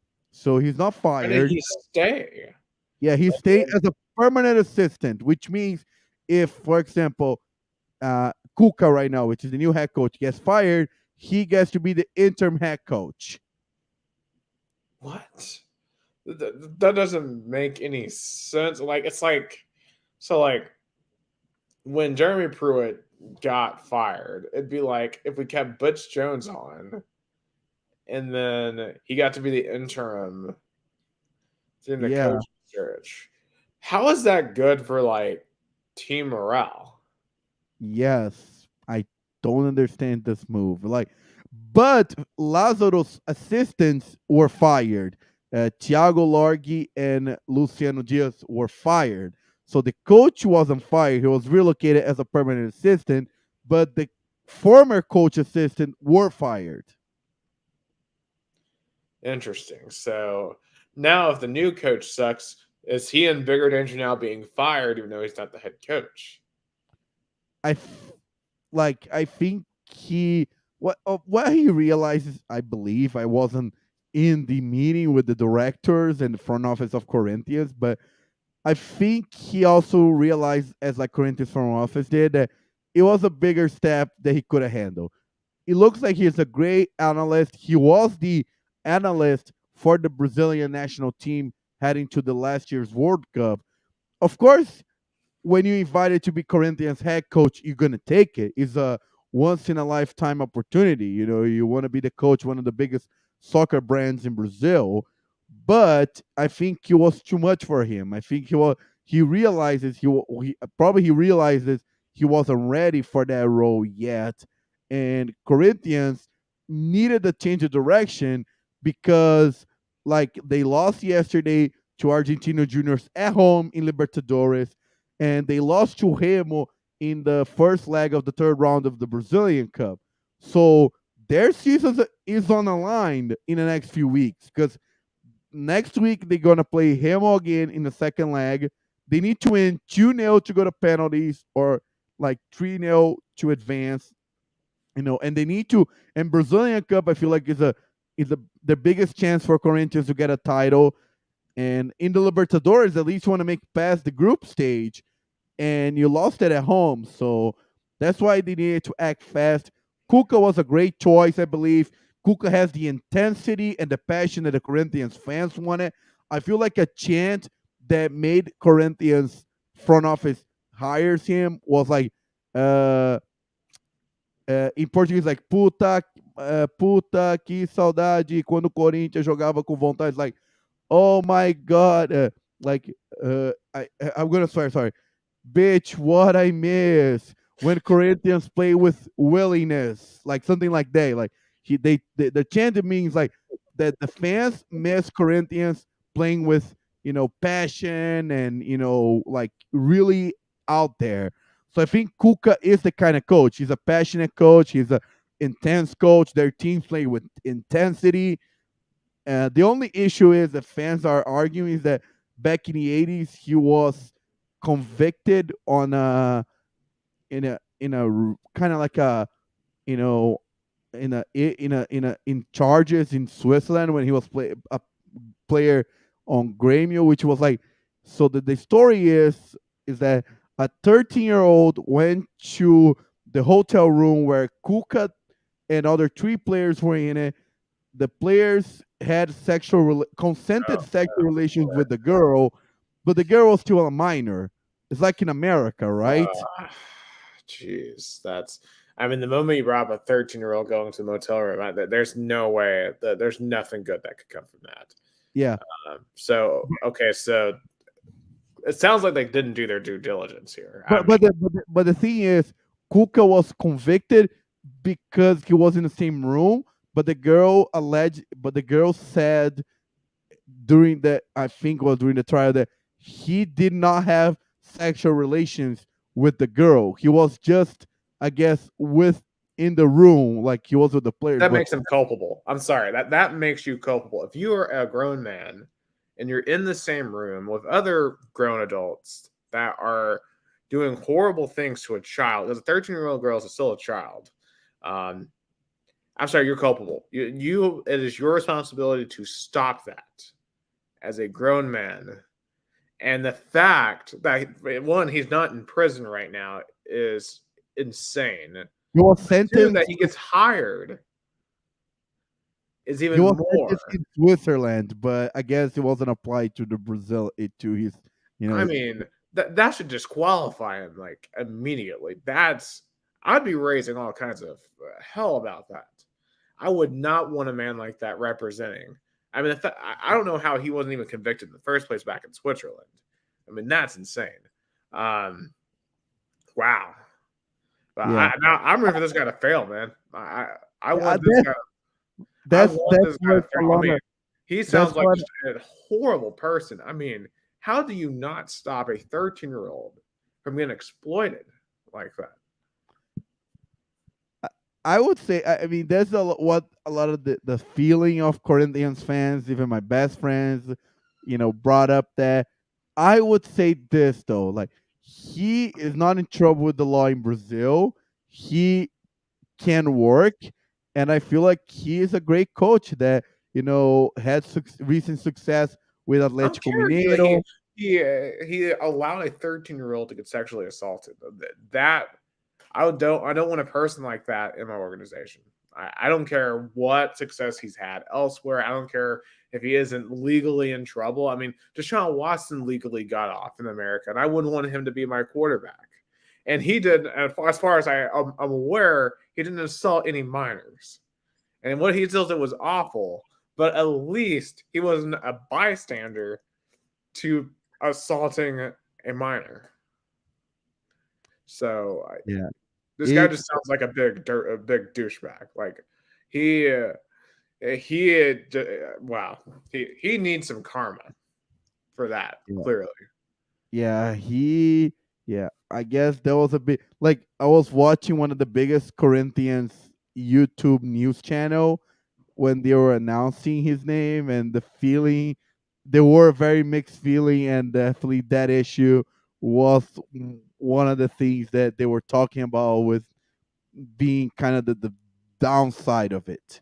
And I yeah. I mean, I understand. wouldn't blame anyone for like changing teams over this. Like, I I mean, don't think I don't think there's going to be any Corinthians fan who changes team, but if he's successful in Corinthians, then it's all forgotten. That's the harsh reality.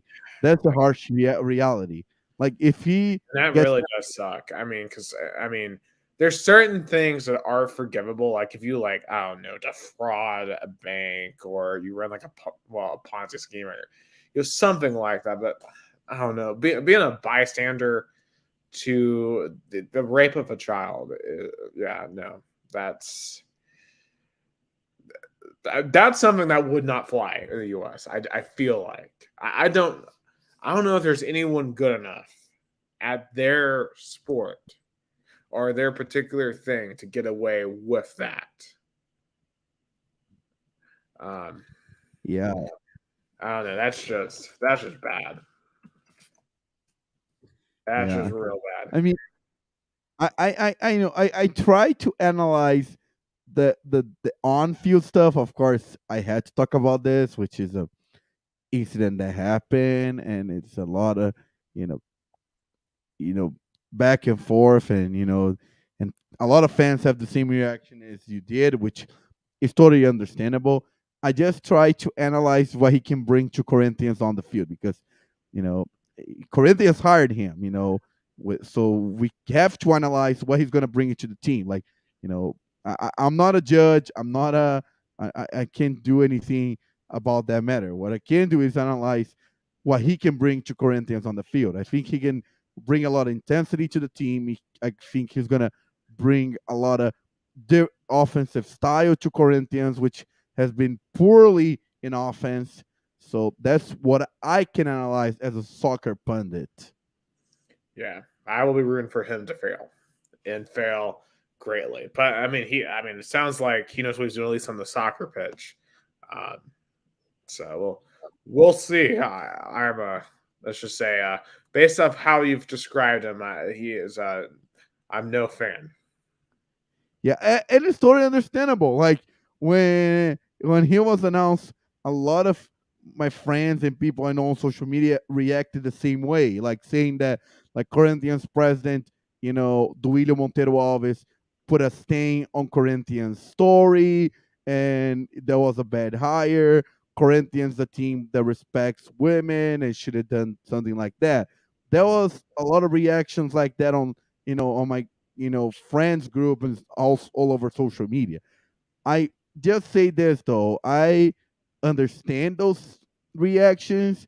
I just trying to analyze his performance as a head coach because again, I'm not a judge. I am not somebody that can, and also I'm not a legal analyst. Like I don't deal with stuff in that regard. Like I'm again, analyze sports, and I know that makes part of it. But again, like if he doesn't have any trouble with the law in Brazil and he is allowed to coach a soccer team, then that makes him available on the market. Corinthians got a coach that has a really good tracking record over the past few years. Like he won the Brazilian National Championship and Brazilian Cup with Atlético Mineiro back in 2021. He went to Libertadores final with Santos with the roster that was really, really poor roster. So that were some of the stuff that probably Corinthians front office took a look and said, let's give it a shot. I'm looking at this guy's Wikipedia page now. This guy does not stay anywhere for like more than 2 years. Yeah, that's true.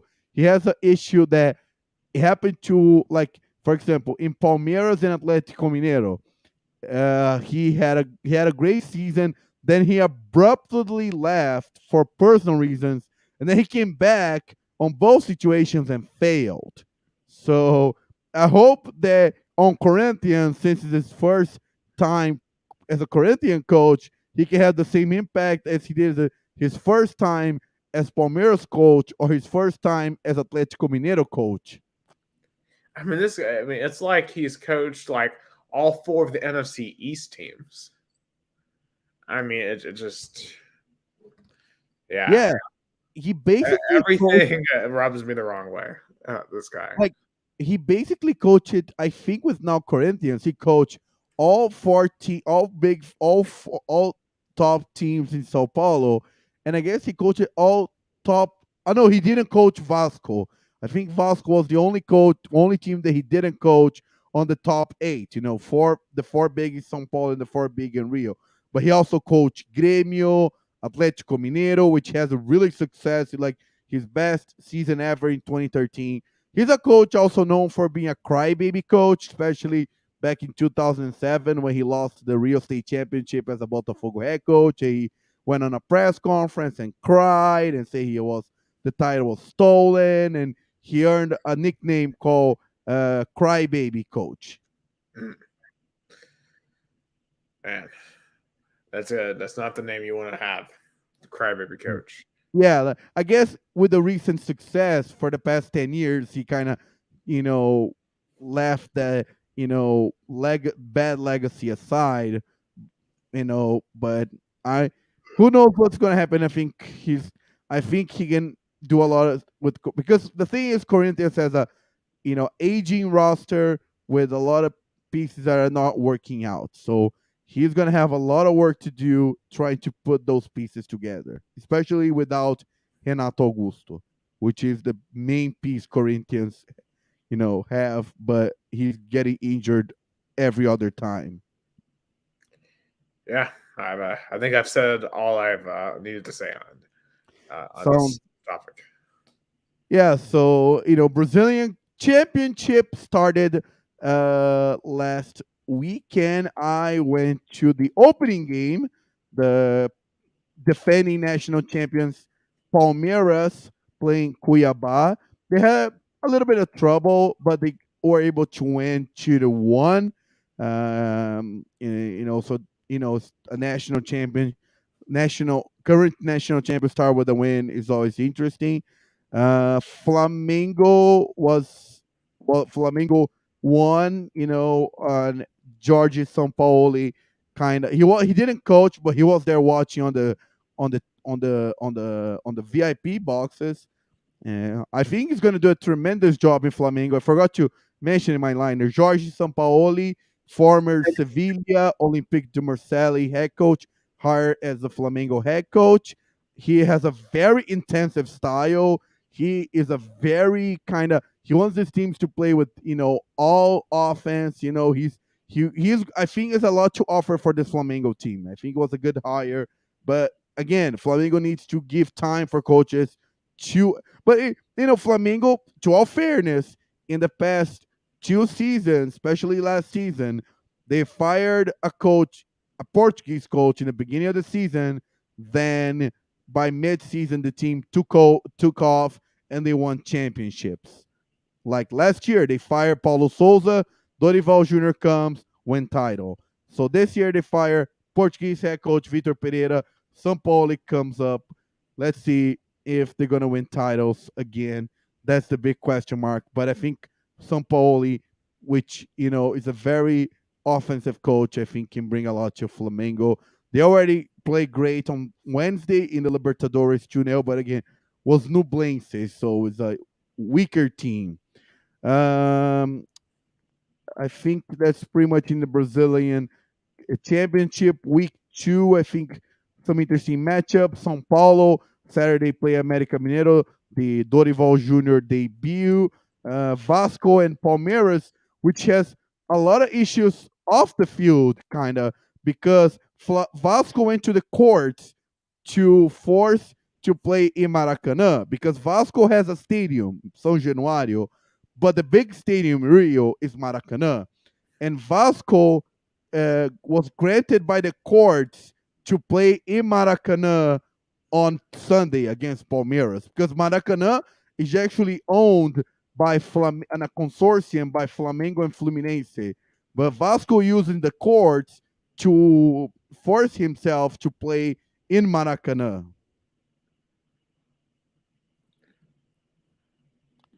So that's an interesting kind of situation off the field. Yeah, obviously you get to play Americana. That is the holy grail, at least from my perspective. Yeah.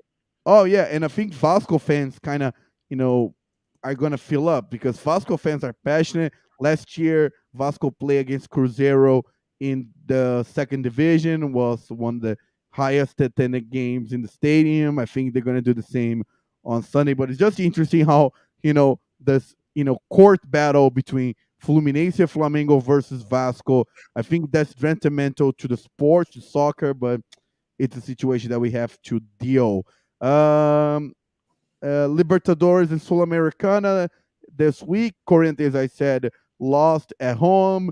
São Paulo won at home in Sudamericana, but it was a terrible game against a very weak Venezuelan team, Puerto Cabello, even though they won, as I said before, they fired their coach.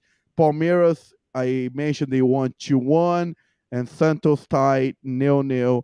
It's crazy to me that even the Venezuelan teams are able to even operate with how like just destroyed their currency is and the turmoil in their country. I guess so. I mean, but even baseball is going well. I mean, they're still playing the Venezuelan league, which still has interesting players that I think are in the minor league system in the MLB. I think so. That's true. And plus, there was a Haitian team that just beat Austin FC not too long ago. So yeah, which that was probably a lot worse, at least from the Austin standpoint. But last but not least, finally this weekend, Rio Branco debuts the Paulista Under 23. The fourth division in the state of São Paulo starts this weekend. Rio Branco plays at home on Saturday, 2 p.m. Eastern Time, 3 p.m. Brazil time versus Paulista of Jundiaí. Paulista had a lot of issues in the preseason. They fired their coach in the preseason. They were playing a practice game that was finished after both teams had a fight, and 4 players on the team that was playing against Paulista went to the hospital, and one of the players were severely injured and was taken to an ICU. Oh man, yeah, that's awful. I certainly hope they're all able to recover. Yeah, they're recovering, but it was a troubling preseason for Paulista de Jundiaí, the team that Rio Branco is going to play on Saturday. Their stadium is also they're changing the grass, so their stadium is kind of banned for the first few weeks. They're going to have to play in another stadium, so it's chaotic things in Jundiaí. But I bet there's a lot of that down there. A lot of having to change stadiums and stuff. Yeah, for Agua Santa, like what they had to do. Yeah, but Agua Santa was because of capacity. Like Paulista, because they were renovating their grass, but I guess the timing wasn't the best, and they had issues with the renovation. So they're gonna have to, play their first home game in Sao Paulo City in the Canindé Stadium. But I'm excited though for next week, which is gonna be the Derby, my Florida Tennessee game, Rio Branco versus União Agrícola Barbarense, the Derby, the rivalry game here between Americana and Santa Barbara, the West. I'm gonna call the the American Derby because both cities were founded by Americans. So it's gonna be o Derby Americano. Yeah, because I know you've told me about how like Santa Barbara tries to think they're like the main city, but like Americana really is the real city, and how this match is kind of a reflection of that disagreement. Yeah. It's like which city is more relevant, and you know, and the União Barbarense, of course, has better tracking record. You know, they won the third division nationally, a title Rio Branco can only dream of it, especially right now. You know, they had more kind of like better titles, but Rio Branco, you know, they had the best result ever in the Derby, which was 6-0 at União Barbarense stadiums.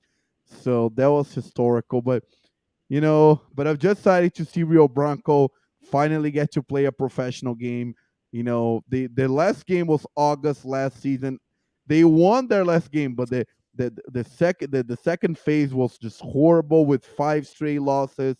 You know, a lot of changing coach chaos, but you know. And it's going to be a busy weekend in Americana. On Friday is going to be the under 20 state championship game. And on Sunday is going to be the Ronaldinho Gaúcho friendly game. There's going to be a lot of famous, old, like veteran, like retired, famous players coming to Americana to play like a charity game. Yeah, those are always a lot of fun. A lot of good to see the community come out and support their teams for charity. Yeah, no, but it's a tricky though. They're gonna charge fans 40 reais to a charity game, so it's very expensive. If I wasn't covering it, I wouldn't go. Like, I'm not gonna pay 40 reais to watch a bunch of washed up old players who are just there, to make an appearance. God no, I'm not. Like, They're just there for the cardio. yeah, and that cost is like a if you buy before the game. If you buy actually on game day, it's gonna be 60 reais for the like the standing, and for the seating area, it's gonna be 120 reais. Like what in God's name is gonna pay 120 reais to watch a bunch of washed up old players? I mean, it's just crazy. Yeah, because I wonder how much is that in. I'm trying to see how much is that in American dollar. I mean, it's about $8 in America. So that sounds about right for like a charity game. Yeah, I mean, I guess in dollars makes sense, but in Brazilian reality, it's too much, especially with all the, you know, how the economy is not going well. Hmm. Yeah, how much is like a normal game ticket there? Yeah, like Rio Branco in comparison is gonna be 20 reais for the standing area and 30 reais for the seating area. Oh, that's literally like $6. That's less than GA for a Lookouts game. Yeah. Wow. How much is like a major team like Palmeiras or Corinthians? Oh, that's big. Uh, Palmeiras, it's right now roughly, I would say, 120 reais. $24 in American dollars. Mm. Yeah, I I mean, mean, that's pretty good. I wish I could get to any balls game for $24. I mean, it's great when you divide things by five. I mean, that's why you have to come to Brazil. Anything you do or go or spend is divided by five, so it makes it great. Oh It yeah, makes it great. yeah. I mean, that's pretty crazy. Um, yeah, so definitely it'd be cool to see the dollar go really far there. But Yeah, but I'm excited for this weekend. I'm gonna be a lot. Like, I'm going 3 straight days to Decio Vita Stadium. On Friday, I'm broadcasting the under 20 game and then doing my radio show live from the stadium. Then on Saturday, broadcasting Rio Branco professional, and on Sunday covering the Ronaldinho friendly game. So it's gonna be a 3 days in a row in the same stadium. Yeah, you're gonna get very familiar with those confines. Oh, Very, I very. but I love Decio Vita Stadium. It's my second house. It's a stadium that means a lot to me. I even host my birthday party when I first came back. 2021. So it's a stadium that means a lot to me, and it's always good to have the opportunity to broadcast game there, especially Rio Branco is back. But that's it for Two Countries, Two Americas All Sports, episode 23, 2073. Before we go, shout out to my mom, Jeanette Tomazeli, in Nokomis, Florida, watching us. Also, Zé Geraldo, Claudio Miro, Francisco Ventreschi, and all the people watching as well. Absolutely. And when we come back for episode 74, it'll be an NFL draft special. Get ready for all the drama, all the highlights. I will either be very happy or go into meltdown mode. We will wait and see. So, and there's a certain quarterback from Kentucky that if they pick, I will definitely go into a meltdown. I'll definitely want to record that. I definitely want to Yeah, record if we your pick reaction. Will Levis, hopefully that doesn't happen. But for Gustavo Tomazeli and Americana Sao Paulo, Brazil, I'm Nick Hill in Chattanooga, Tennessee, United States, and you've been listening to the only sports podcast that cover both America and Brazil. It's Two Countries to America's All Sports. Thank you for listening. Have a good one.